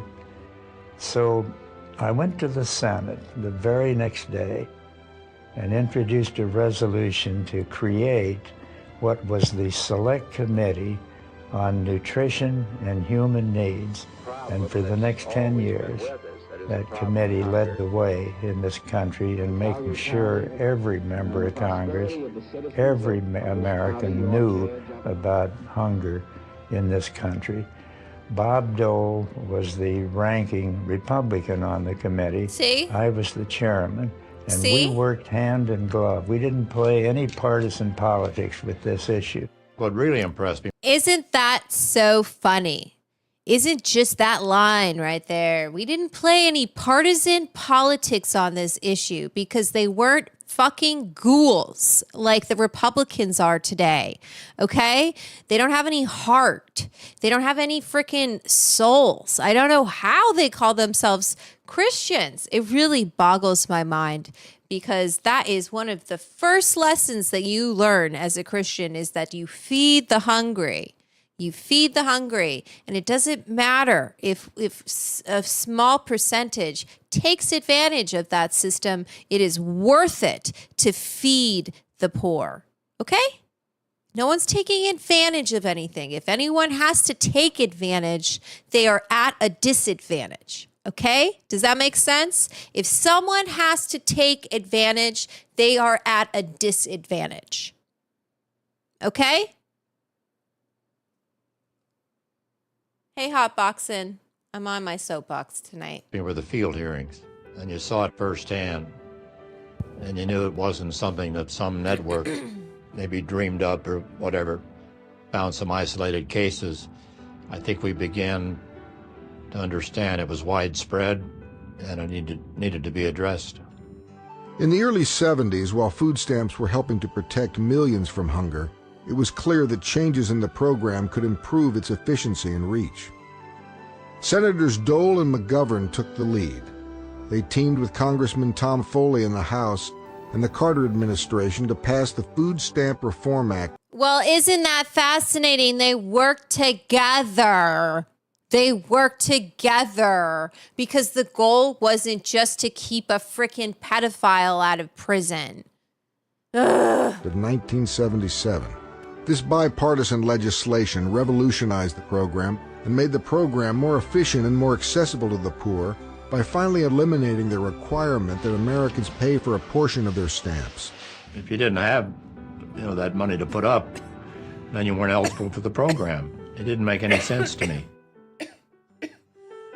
It was around this same time that Dr. Aaron Shirley returned to the places of severe hunger he had witnessed a decade earlier. It was after the food stamp program had been in existence, and it was just amazing and rewarding to see some of the same people that we had interviewed. Interesting that this is unlisted. I wonder when it went unlisted. How much better they were in terms of their nutrition status and their outlook on life. Today's food stamp program is even stronger as a result of key reforms put in place in recent years by Congress, states, and the White House. Today's program benefits 26 million Americans every month. More than half are children. Than for you to be home. The program is extremely efficient and has the highest level of accuracy in its history. 98% of those who participate today are indeed eligible.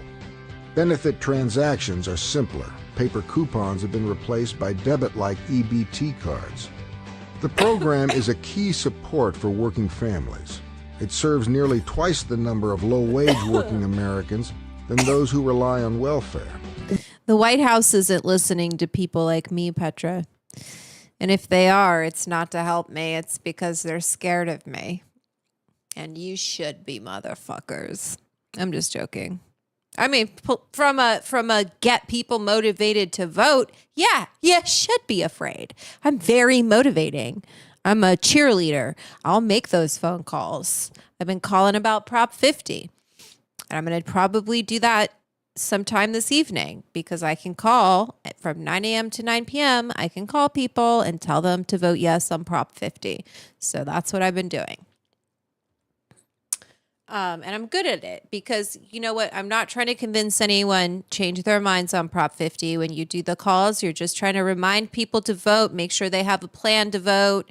What's your plan? You're going to mail it in. You're going to drop it off at a Dropbox. You're going to go vote in person. Just talk them through it because like as someone who really struggles to like make plans for myself and I have to be reminded. So if I had someone call me a week before the election, hey, did you get that ballot in the mail? Oh yeah. Thank you. Because maybe it slipped their mind. We're human.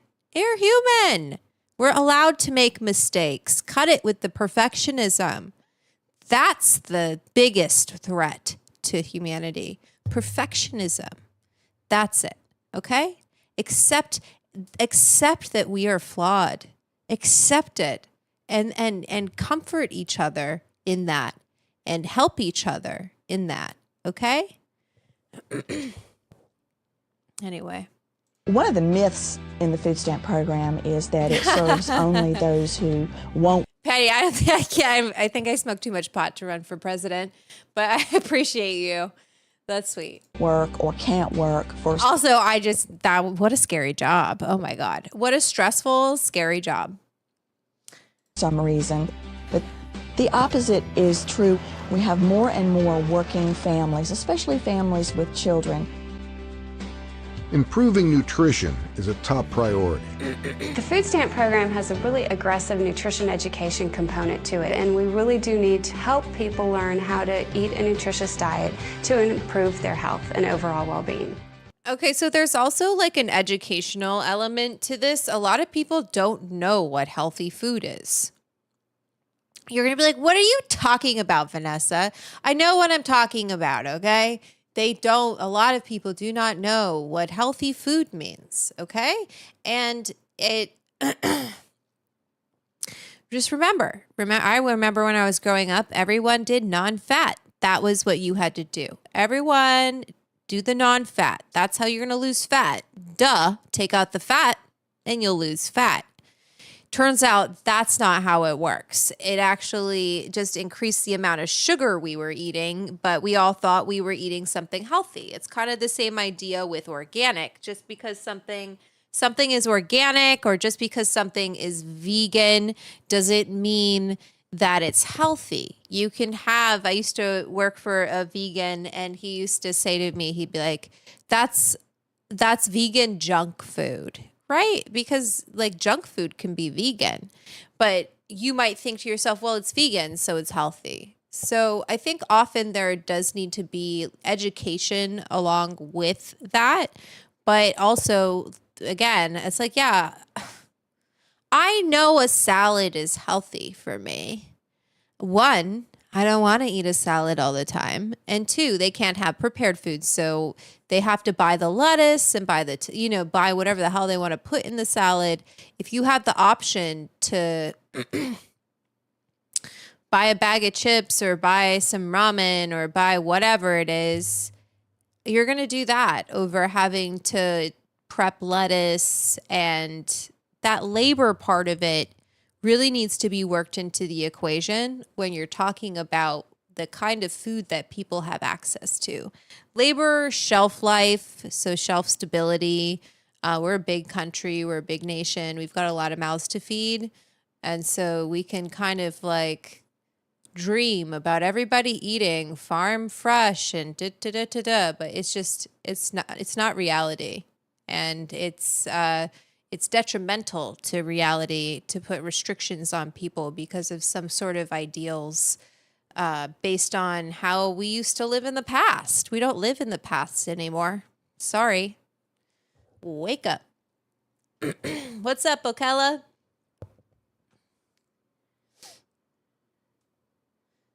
I'm pretty shelf stable. I'm doing all right. Stay hydrated. Wear sunblock. People are like, whoa, you look great. I'm like, thanks so much. Sunblock. I think I look exactly my age. I look like someone who takes care of themselves for my age, which means that I put a lot of sunblock on, try to exercise and drink water. And guess what? I get candy. I get nerd. I should get some of those. I might order another thing and get nerd gummy clusters because I want them. And I can have candy if I want. And everybody should be able to have candy if they want, even if it has a little like something bad for you. Are we going to say that you can't smoke cigarettes anymore? That's illegal because it's not healthy. It's not healthy. Going into a tanning bed's not healthy, Bobby. That's not healthy. Should we ban tanning beds? Trump? Although his looks like it's like, I don't know how he does it. Is he tanning? Like he has a line. Maybe he doesn't tan his face. I don't know. I don't want to think about it. Yeah, that's right. Fraggle Rock, a 12-pack of ramen for $2.65. Like, yeah. Cool. That's not farm fresh vegetables, but that's a meal you could throw. What I like to do with ramen is I like to take some, obviously, like crack an egg in there, right? It's supplemental nutrition. So we're adding some calories to people's diets so that, we don't have people starving in the streets. Spray tan. Don't tell Vanessa how to live her life. That's right. And the program rapidly responds in times of economic need. Nearly 2 million new households were temporarily enrolled in disaster food stamps after Hurricanes Rita, Wilma, and Katrina. Well, he gutted FEMA, and I'm sure that's how they kind of having those government systems in place, right? So they can act swiftly and they have the teams and they have the infrastructure. It takes time to build that stuff. That's why people are so willing. We need to tear our government apart. We need to start all over again. Oh, yeah? You make it sound like it's so freaking simple. And,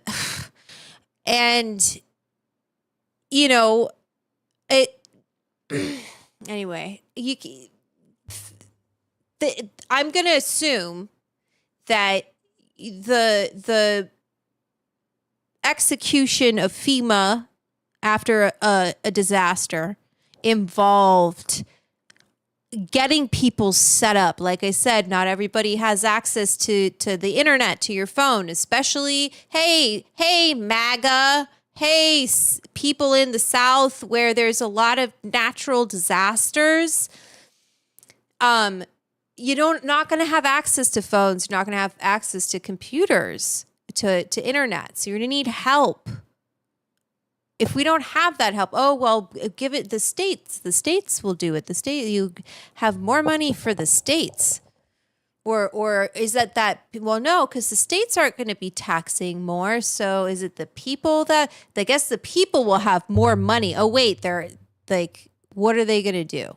Do you know what I mean? It's not just, anyway, it's just so stupid to me. All of it is very stupid and very scary for Americans. I'm glad that, I don't know what I'm glad about. After the storm, I lost everything. And I was informed that we could apply for food stamps. I did not have any food. I did not have anything. And so I applied for food stamps, and I received food stamps for 2 months. Food stamps have all but eliminated the severe hunger and malnutrition that we saw in the 1960s.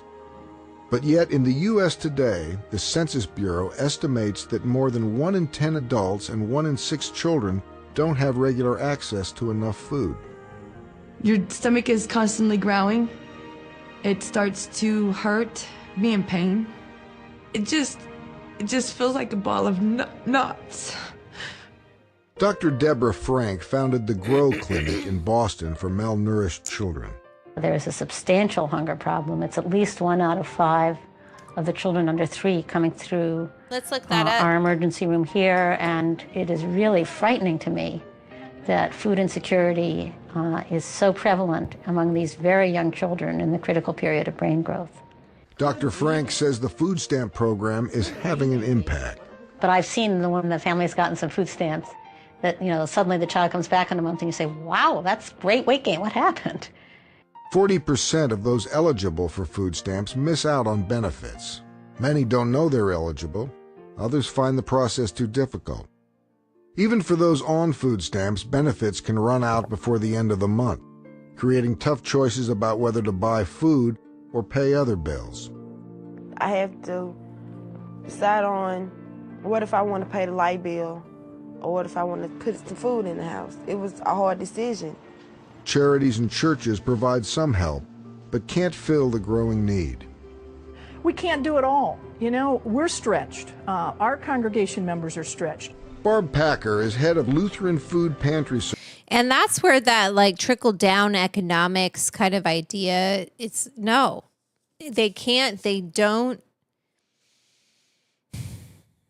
You cannot rely on the goodness of people. Do you know what I mean? I think that should be pretty clear. We take these taxes, we have these, and it's not a lot of money that we're talking about that people are giving monthly or yearly in their taxes to support SNAP. If you actually break it down, what people are actually paying. I think it's a number that if someone asked you hey, you could feed this many, would you give it? You would say yes, by all means. But the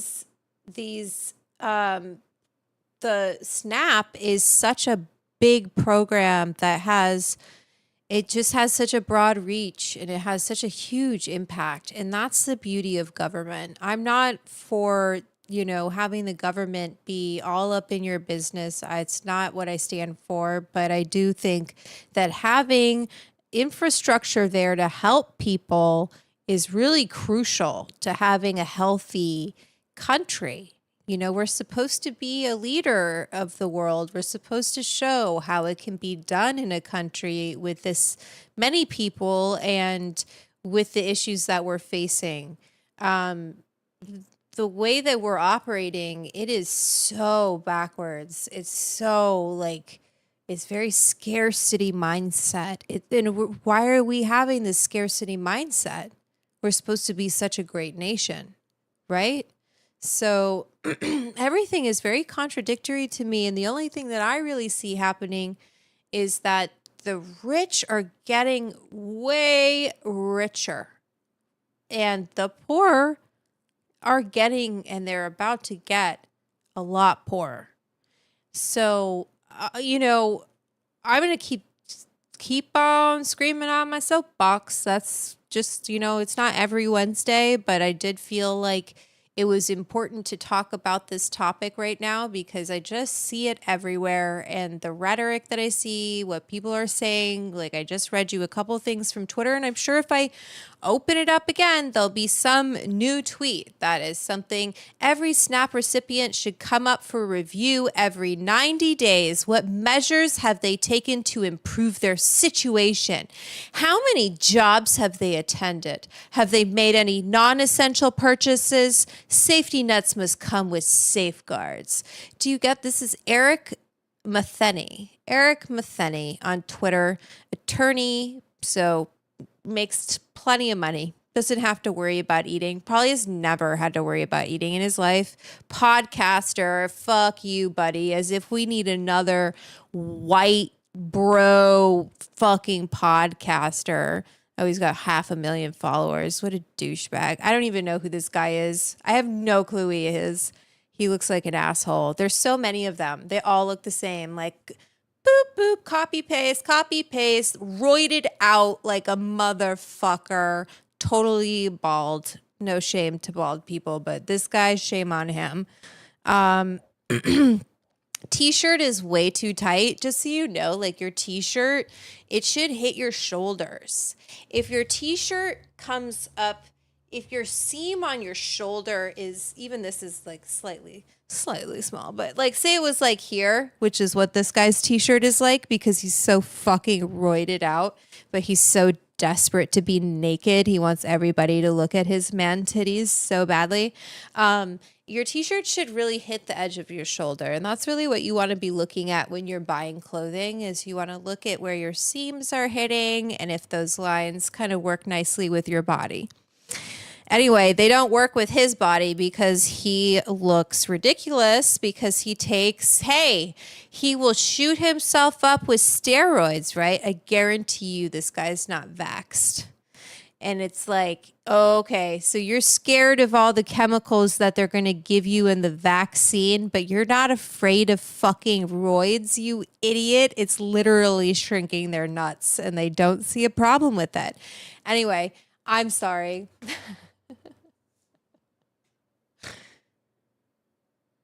Oh my God. Wait, Hotboxin N, who are you talking to?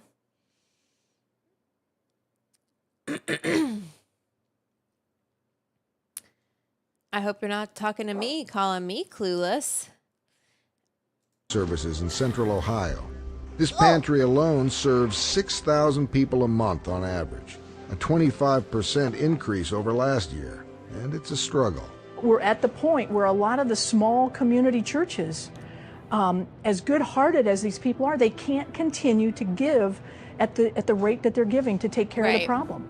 At this elementary school, there's no shortage of kids who come to school hungry. Children come to school with stomach aches because they're... Okay, so these are what these people are going to need to see. That's what I want to see, journalists. Oh, the guy. Okay, cool. Hotbox then. Cool. That's what I want to see, media. I want to see what happens from this shit. It's just like the kind of, I don't want to see it because it's going to be fucking awful.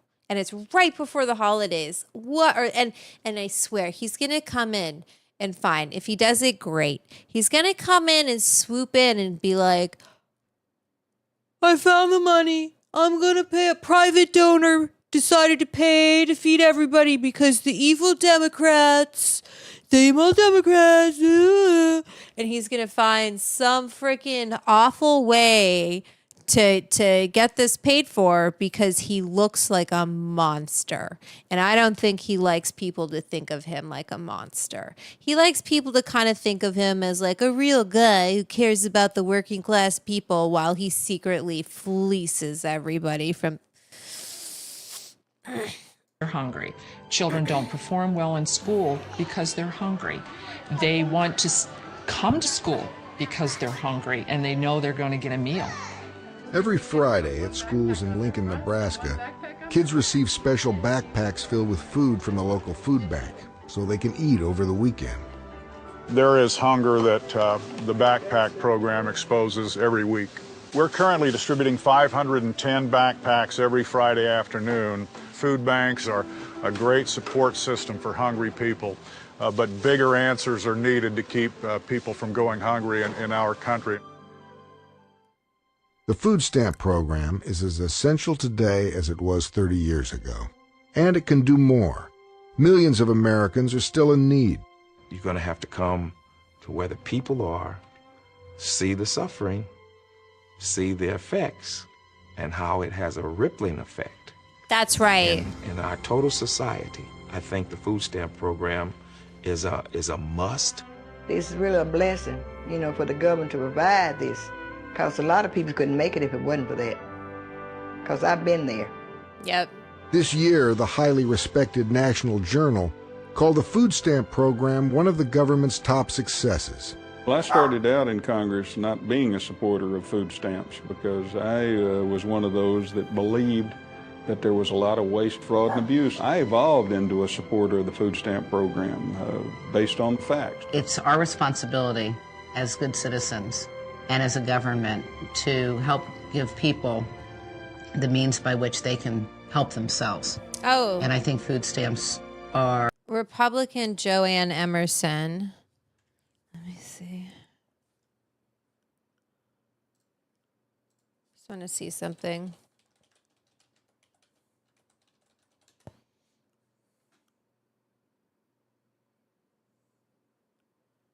Republican. Wait, Republican Joanne Emerson. Not Anderson. But that exists too. Former United States representative. She's still alive.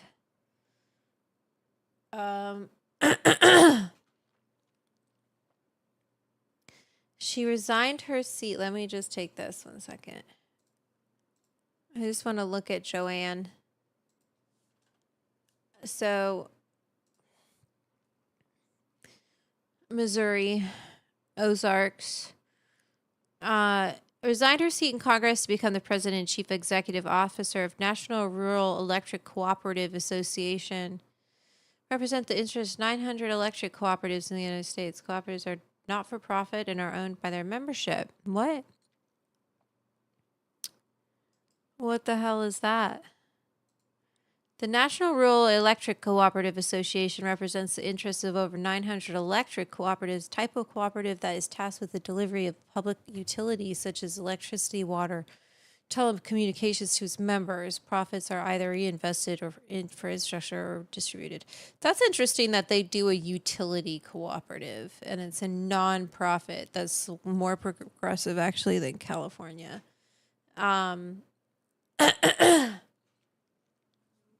All right, you guys, we're going to keep watching this, but I have to say, if you are one of the tools. If you can send me a super chat, please do. You can send it to me at Venmo at Edibles Club. If you're on Twitch, you can. Where is my Twitch? Is this it? No. Here. How's Twitch doing? Oh, I have 2 viewers on Twitch. Oh no, is it frozen? No, it's still there. First time chat on Twitch. I'm just checking my Twitch. Best viewers. First time chat. I don't know what this is saying. Okay. Hi, Twitch. 3 viewers on Twitch. No blunts, just papers all day. Sounds good. What does chat think about tobacco-based blunts? I don't know about tobacco-based blunts. I don't know if I don't do tobacco anymore, and I think that is also why my skin looks better. Okay,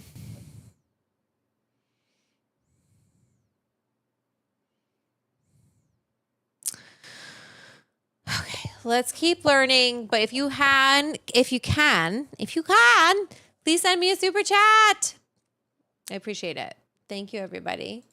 I'll read your super chat out loud. You get put on the board. And I'll take a boop. Tools that we can use. This is essential that there be at least that kind of safety net to provide Look food.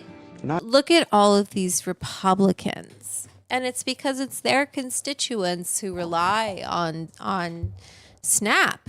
Really, it's this a lot of red states that are using SNAP. So I don't know where they get the gall treating their constituents this way. Not just for the elderly and the very young and the helpless, but ordinary citizens who are trying to get on their feet. We've always had people in need, and we've always tried to address those needs, but never in such a comprehensive way as the food stamp and the Reform Act of 1977. I still would like to see the food stamp program expanded so that we don't have hard-working, poor. And look at what happened after 1977. We really had this boom, because what happens when people aren't just like hungry all the time? You know, they can be productive. They can be creative. They want us to keep working. They want us to keep having babies. They want us to do all of these things to keep their capitalism machine chugging along, keep their coffers full and their families intergenerationally wealthy.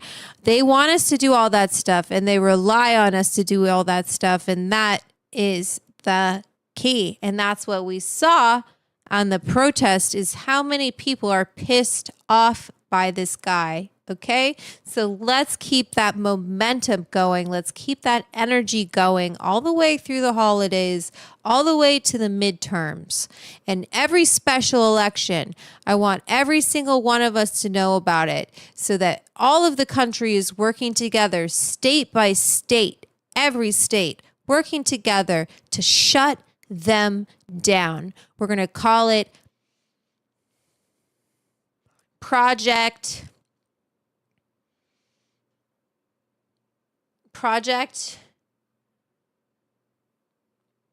They get their gall from their Project 8647. Okay? Project 8647. That's what we're going to call it. They get their gall from their inflamed bladders. Get it? Gallbladder, yeah. Families running out of stamps before the end of the month. The food stamp program has a rich history in helping the nation's poor, and it continues to be our nation's first line of defense against hunger.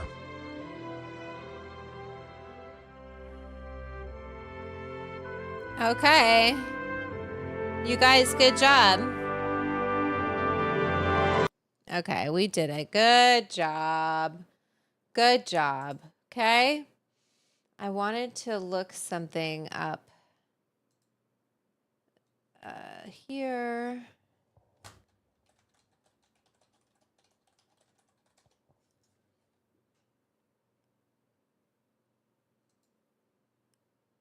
Okay, let's look at actually the government website for it, okay?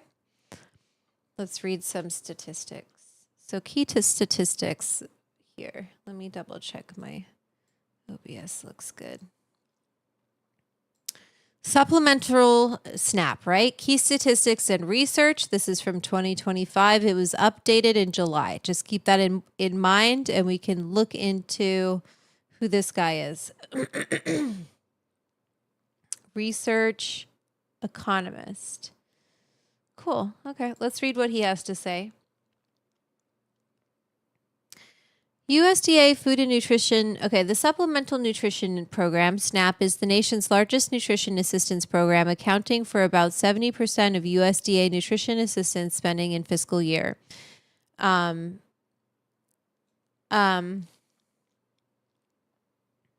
70.2% is SNAP. All other programs, WIC 5.1%. Special supplemental nutrition program for women, infants, and children, which is awesome. We definitely need to keep all of these programs happening. And then trial nutrition programs, which is 20.2. In 2024, SNAP served an average of 41.7 million participants per month.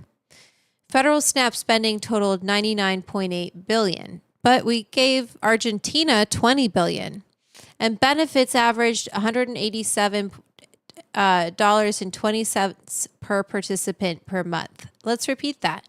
Benefits averaged $187.20 per participant per month. Okay? Elon Musk is working to become a trillionaire. Snap cost $99.8 billion. Okay? I think we can afford it. Supplemental, there's a lot of seniors on Snap. We should also look up that. And I want to look up who this guy is because I have a feeling he's with Doge. A PhD. No, he seems okay. School of Divinity. No, he doesn't. Doge. Economic research. Maybe he's okay. I don't know. Anyway, it's like I don't trust Trump. And then I wanted to look up demographic of people on Snap. Benefits by age and gender, etc. Age, fiscal year. This is for fiscal year 2023, right? So children is 20%, pretty much is children. Adults ages 18 to 59 is 41.6%. And I think this is the part where they're like, how dare you? But let's look at it. It's 27.7% are children 5 to 17, right? So here we go. We've got this many. I want you to consider all of those. None of these people here are scamming the system, right? Because it's seniors, it's adults who are age 60 and older. So if they qualify for SNAP and they are a senior citizen, they're not in a good spot. And there's reasons they can't work, okay? Or they are working, but they're working minimum wage. And we already went over tonight what minimum wage is. It's $7.25 an hour, okay? Ridiculous. $7.25 an hour. I wonder how quickly, let's look that up. How quickly does Elon Musk make $7? Obviously we can't trust AI, but just for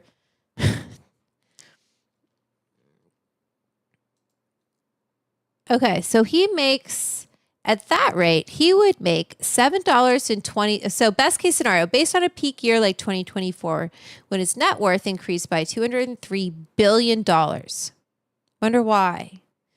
He gained approximately $6,437 per second. At that rate, he would make $7.25 in about 1.1 millisecond. That's 1/1000th of a second. Okay, I think. What's a millisecond? Right? I don't even know what a millisecond is. Yeah, 1/1000th of a second.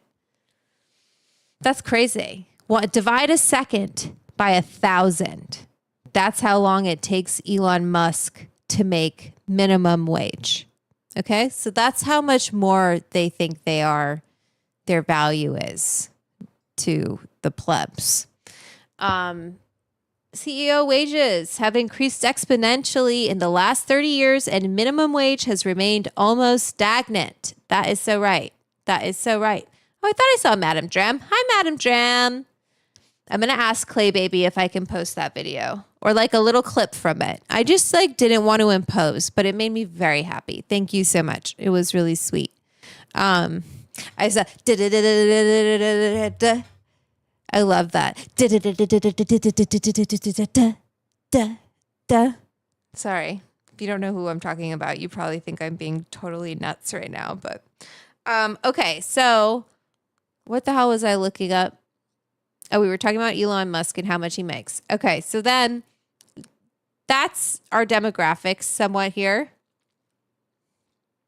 But we were learning about this. So in fiscal year 2020, we learned about that. Supplemental nutrition. Oh, yeah. So let's actually, I wonder, we don't need to look this up, but just think of how long it takes Elon Musk to make $187.20. Okay. Supplemental nutrition assistance program, average monthly participation, inflation adjusted annual program spending, fiscal year. Inflation adjust spending. Cool. Participation. Okay. So participation didn't go up, but spending went up. That's interesting. This is always very interesting. The share of U.S. residents who receive SNAP benefits in fiscal year 2024, okay, was 12.3%. Not that many people. And if you tithe, frickin' Christians, if you tithe, it's almost like tithing. It's almost exactly tithing. So stop bitching and consider it a tithe, okay? Frickin' Christian nation bullshit. Amazon is fucked up for laying off 14,000 people. That's right. That is right. Amazon. So look at what's happening in our country right now. All right. Sorry, Hotboxin. I'll take a dab. I do have a joint, but I don't want to. I've been dabbing because it's kind of nice. It doesn't get the place so smoky. And I feel like I don't get quite as sleepy as when I smoke a joint. I love a boop. Don't have to tell me twice. I should check my Venmo too while we're here. Let me go back to our main sesh. We'll come here.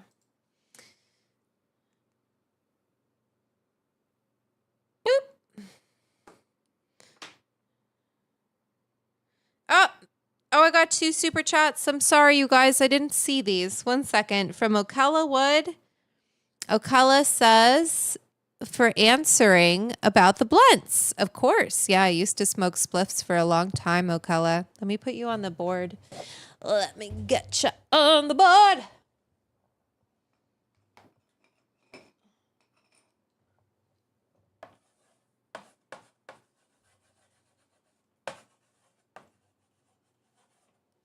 Ocala Wood on the board. And Madam Dram, Jasmine, don't think I forgot. I see your super chat. Thank you so much. And Madam Dram says, put me up there. Boop. All right. Bossy. No, I'll put you. You want to be up here? No. Where do you want to be? We'll be right here.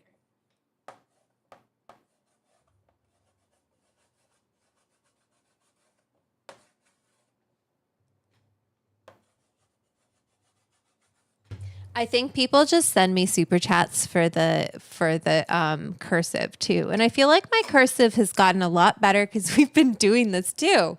I mean, I always have had nice cursive, so let's be real. But let me give this a little heart. Thank you guys. That always makes me feel super nice. Let me boop this for all of you and play a little I can't hear that, so I never know what it sounds like, but I hope it's nice. Oh, wait, no, you guys can't hear it either. There, now can you hear it? Did you hear anything then? Did that do anything? Did that do anything? Anyway, let's boop. Let's boop the house down.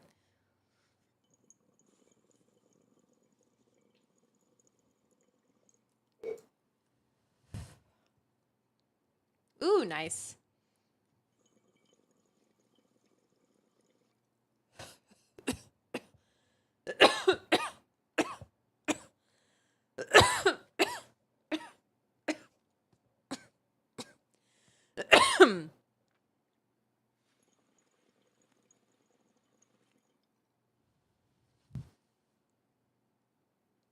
It's so funny. The Instagram only does it for an hour now, I think.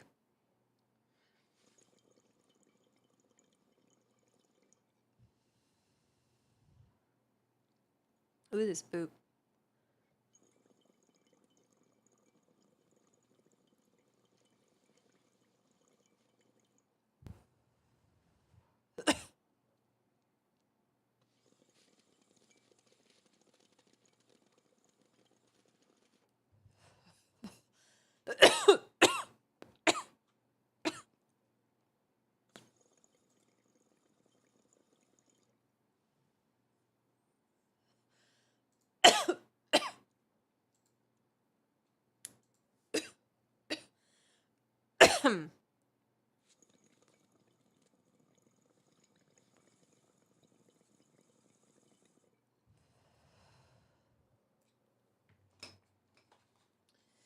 Booping the night away. We're booping the night away. Sometimes I just sing to you guys. Sing you a little song. Don't take people's snap away, or we're gonna have to pay.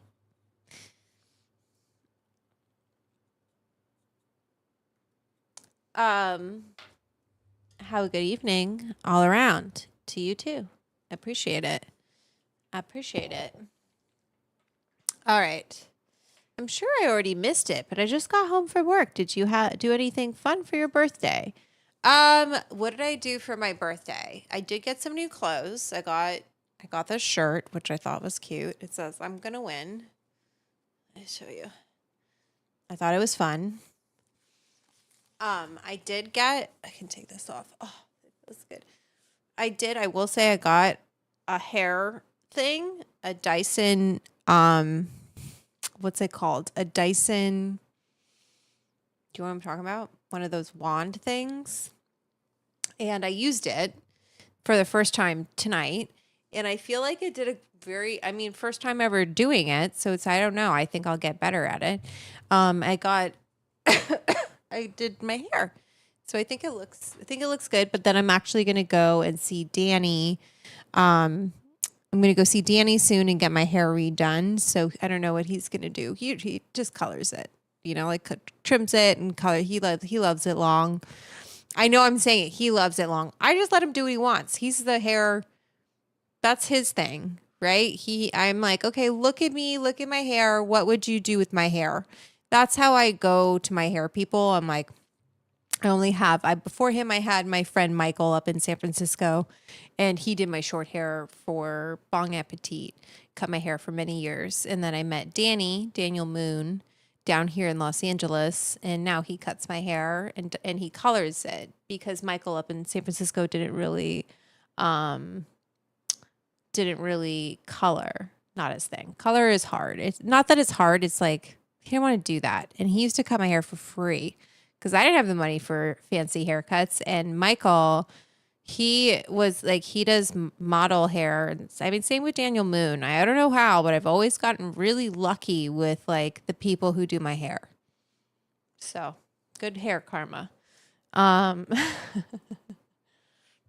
you better beware. I'm Tiaz 691 because Madame Dram is a producer she's an edibles producer. So she's boss around here. One of the bosses, I'm the big boss. You piss me off, you'll know. And it'll be too late. By the time you get my attention, it'll be too late. Madame Dram is there to make sure you don't get in trouble with me.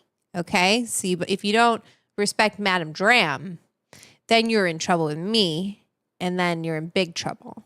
Okay? So you better make it better with Madame Dram, and then I won't have to come for you.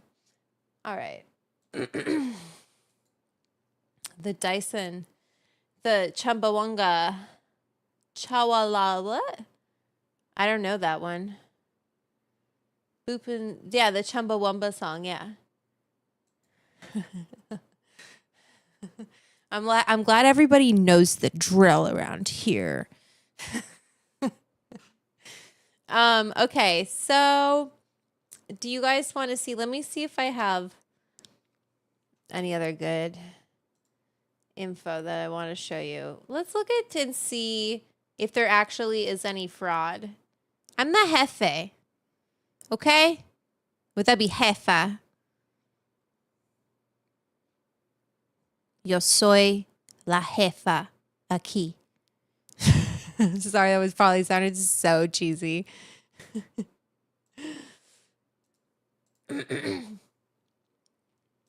Okay, so let's learn about, I want to see if this is good because I don't trust all the sites. Oh, there's a couple of these, but who is this?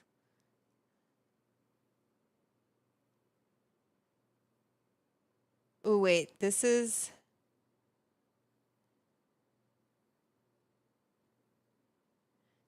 from okay, one second. Let me go to the watch scene. I think you guys knew what I was going to say with that map, right? Let me get my OBS up.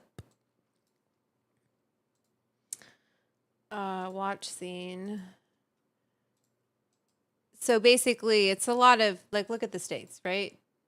California, little bit. Texas, a little bit. But here, Louisiana's big. All here, very much using it. So we all need SNAP, but lots of states that are conservative that rely on SNAP. So we don't, it's a bipartisan issue. How much money are For you missing? generations, decades. It's only non-bipartisan for this money asshole. out in California only left me with $18. Has this ever happened before? About 3 months it has been happening. The city believes most of the fraud is happening from skimming devices placed at merchants throughout the city. People swipe their debit cards, scammers get their card numbers and steal their money. I have to feed my kids. Do those people look like they're trying to, it's not the needy that need to be gone after. It's these skimmers, these scammers that are doing that. But it's not the poor people who are doing that. But then again, we have to ask, why are they doing that? Probably because they're coming from a place of need too. But they're stealing from the poor. When I often talk about food stamps, it's usually about fraud schemes and people exploiting the SNAP program. Really? Today is a little bit different. Who is this We're going to lady? be talking about the absolute lowest life form of criminals, the ones who steal food stamps from genuine people. Who is this lady? 2.2 pounds. 4.78. 2.2. Let's look at the other one. That don't match. The numbers that I ran made me feel like Walmart got off easy. They got off easy. That comes out to $3,330,000 a day. That comes out to over $1.2 billion a year. 2.2 pounds. I don't know what this is about, but I want to see what this lady, food stamps freak out. She seems pretty awful, I have to be honest with you. I don't know who she is. I just Googled this stuff. And I was like, okay, here's a link. But I want to know, like, lady. Oh, yeah, she seems really awful. Look at her.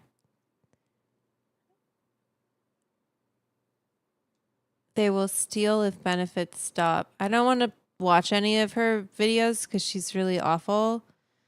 But there's other people like stealing from it.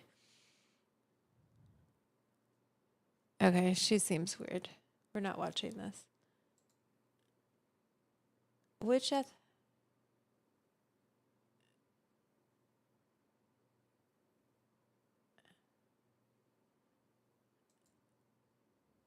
Well, I think, I don't know, you guys. She seems not cool. But let's not look at her. Let's not watch this lady. All of the stuff about oops,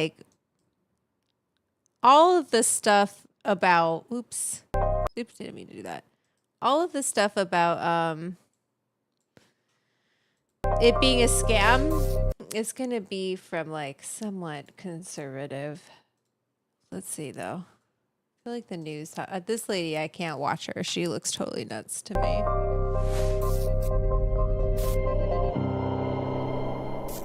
Hello and welcome to Inside 11 Alive News Investigates. I'm Cheryl Preheim. It is a safety net meant to help Georgia's most vulnerable. But today, 11 Alive's investigative team is exposing how fraudsters are draining SNAP benefits, formerly known as food stamps, and it happens in seconds. A state. Can I just say something, women?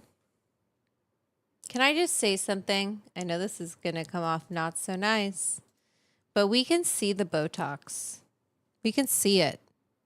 We can see it. Okay? I know you want to look like you did before, but you don't. Put some tape there. That's what I do. I get the frownies and I just tape it, because if you do the Botox, it really freezes your face, man. You're on camera. Security tool was launched to stop it, but 11 Alive consumer investigator Liza Lucas found most families are not using it. Now one woman is speaking out after her mother's account was wiped clean. I actually tried to call that number. Kalima Jenkins does not receive SNAP benefits, but someone important to her does. I take care of my mom. I was just quite excited when the card finally came in the mail. But days later, all of the benefits from the card were gone. Kalima called 11 Alive News Investigates for help and showed us the transactions. More than $600 stolen from the account from more than 800 miles away. I started doing some research online and realized I am not the only one. She says no one told her about a security feature designed to stop this. There was no indication no warning that this potential fraud is happening, or telling me, hey, we have this feature, lock this card. The lock feature lets families secure their SNAP card between purchases. It rolled out in Georgia last December, designed to stop thieves who were skimming and cloning cards. But 11 Alive discovered only 6% of Georgia SNAP households. Okay, so that's pretty crazy. All right, 1 second. Let's keep watching. Households are using it, and the theft hasn't stopped. DHS confirms it's reviewing more than $23 million in reported SNAP losses since January 1st. That's in addition to $13 million reimbursed to families before federal funding expired last year. Kalima has no clue how her mother's card was compromised. There has been talk about these cards going into skimmers, but I didn't have that situation at all. I never swiped the card for the card to be drained. 11 Alive requested interviews with a state investigator in February and May. Each time we were told no one was available and to email our questions. Meanwhile, DHS records suggest chip cards as a solution. An August 2023 document. Okay, 1 second. And I just want to say that, yes, you're so right, Hotboxin 4439. Elderly are always the target. I am so sorry to say. And there are a lot of senior citizens on SNAP, so it's sad to see. I'm just going to, I have a friend here walking my dog for me because these streams, it gets too dark now for me to walk Bon. So I have someone coming. So I'm going to keep playing this, and I'm going to put her leash on her and let her go. Okay? 11 Alive obtained shows upgrading SNAP EBT cards to chip cards would cost $4.6 million over 4 years, then $1.1 million annually. DHS would not confirm that, but a spokesperson says the agency is, quote, keeping all options open and is, quote, actively researching the process. And you can see it says locked everywhere. Since locking her mother's card, Kalima says there's been no more theft, but she's still asking. Why wasn't she warned? I understand that these cards are not chipped. I understand that they're working on a number of different things. But I think in the interim, there are things that they could do that are not very costly that will protect the public. And they're not doing that. Liza Lucas, 11 Alive News investigates. There are so many layers here. Investigator Liza Lucas joining us more to go through each one of them. So there's a safeguard, right? But a lot of people don't know about it. Very few people using it. There is a way to make a fix with the change in the cards, but that costs money. But the bottom line here, $23 million of help that's supposed to go to people who are very vulnerable is not getting to them. And this is something you've been tracking now for 2 years. That's right. That's just when we entered the conversation. Rewind 2 years ago, we were talking about the vulnerability of these cards then. The cards really are just relying on magnetic strips. They're not chipped like your credit card. So that automatically makes them more vulnerable to skimming. And that's when criminals install a secret device on a point of sale terminal.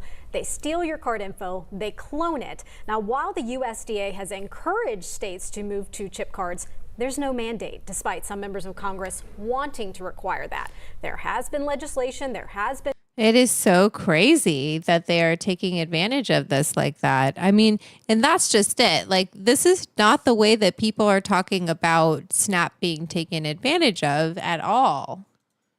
Talk about making that requirement, putting that into law, but so far efforts have stalled, and we're going to be watching to see if a bill this session gets any traction. And Cheryl, the thefts are really big deals for families. Isn't that interesting, JL Sanders? But that lady, that crazy looking lady, sorry to say that, but that weird looking lady that I was like, I can't watch her shit. Did you notice that she didn't have white people that she was showing with the SNAP and EBT on thumbnails? Good call. She's an asshole with 300,000 followers on YouTube, and she's just using her bazungas, and I don't care if that's slut shaming. I'm gonna shame the shit out of that bitch. We hear from people all the time wondering how they're going to put food on the table because there's no more reimbursement. Now, previously, these families did get reimbursed because Congress had some funding set aside for the past 2 years. When benefits were stolen, there was money to cover it for families, but that went away as of December 20th. So this is a huge deal right now, and we continue to hear from Georgians who are completely caught off guard. In fact, back in February when we reported on this, we brought you Deborah's story, a mom of 7 who was shocked to see her funds disappear right before Christmas. I don't usually call it before because I know the benefits are there, and I called it and it said $0 balance. It was like 7 transactions of $199, and then the last one was one for $148, and it was just at like corner stores because I googled them because I was trying to figure out what it's like, you know, and it was just like corner stores in Philadelphia, and they had ran it. And they were all consecutively within, like I said, in 6 minutes. So some were at the same time, and then some were like a minute and 2 minutes apart. So I was like, how did they do that? Now, Deborah told me the hard part, especially in her case, she was so close to getting off benefits, getting off food stamps entirely before this happened. And so this was a big setback. Okay, did you hear that? Like, people are working to get off of food stamps. The goal isn't to stay on food stamps, but it can help people. If they have that little bit of help, it can help them to find, you know, who knows, have a little bit more money to get a nicer shirt, and then they get that job interview. It's like, get a job, you need to work. Okay, well, it's a lot easier to get a job and to go to work when you have something in your stomach. I think people forget what the Great Depression was like. Definitely. It was so long ago. All of the people who experienced it have passed away. And so, you know, we've forgotten for the poverty that we've come from as a nation, and we forget that there are people who still who live in poverty, and we need to be helping them. And it came right as Christmas hit, so there was no holiday really for her family, her little ones. Oh my gosh. The impact is real, and you know, I don't know, you probably feel the same way. It kind of makes your stomach turn because it's so often that scammers are targeting the most vulnerable.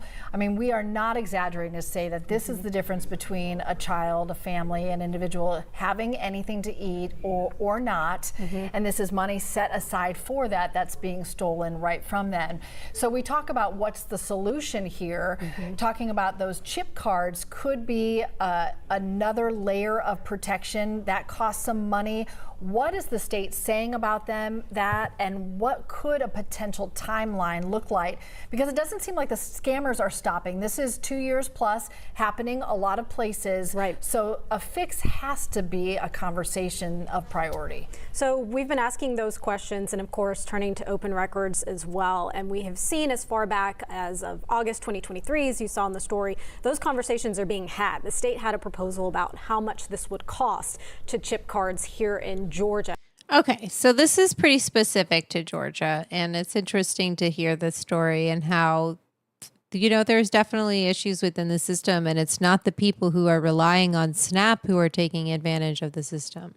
So I think it's important to note that. Okay, you guys, I'm pretty sleepy, and the dog's gonna be back soon, and I want to eat the rest of my dinner and go to bed. We've been streaming for almost 3 hours this Wednesday. It's been a fun sesh with all of you. Thank you so much to my super chatters. I'm actually going to, let me total up what the super chats were this evening. So I have $24. So I'm going to donate. I'm going to double that. And we're going to donate $50 because let's just round it up. We're going to donate $50 to help fight hunger. I'll find a nonprofit that I like that is here to support people during this time of need, because that's really, sadly, what we have to do as a country. And I hope that this sesh felt productive. And thank you for letting me stand on my soapbox and give my whole spiel about this. But I do feel passionately about it. I grew up in a Christian household, and even though I'm not Christian, I do have those morals, and I was brought up to feed people, and then it's part of why I do what I do. I love to feed people. And I love feeding my dog. And, food is, we get certain things that are just so joyful in life. And food is definitely one of them. So I just feel passionately about this and a lot of things. And I just want to say thank you, everybody, for this evening. And I'll let you know in the chat which nonprofit I donate to, so that if you want to donate as well, you can donate. Now is a great time to donate so that you can help people eat more food. Yes. And you can go volunteer, put the baskets together for them. Anyway, I'm going to roll the credits. I love my senior citizens. You've always supported me throughout my life. Senior citizens have been monumental in my life. Have a good night, everybody.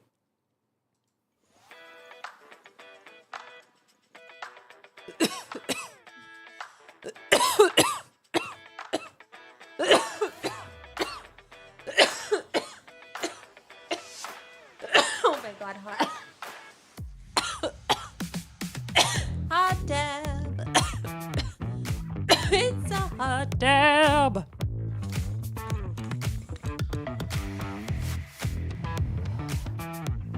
But she's still going.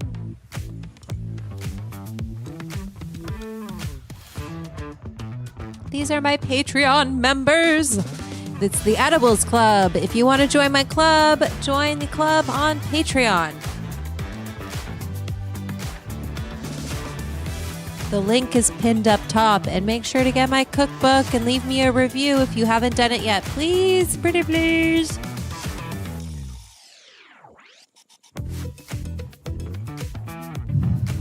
And remember who you are.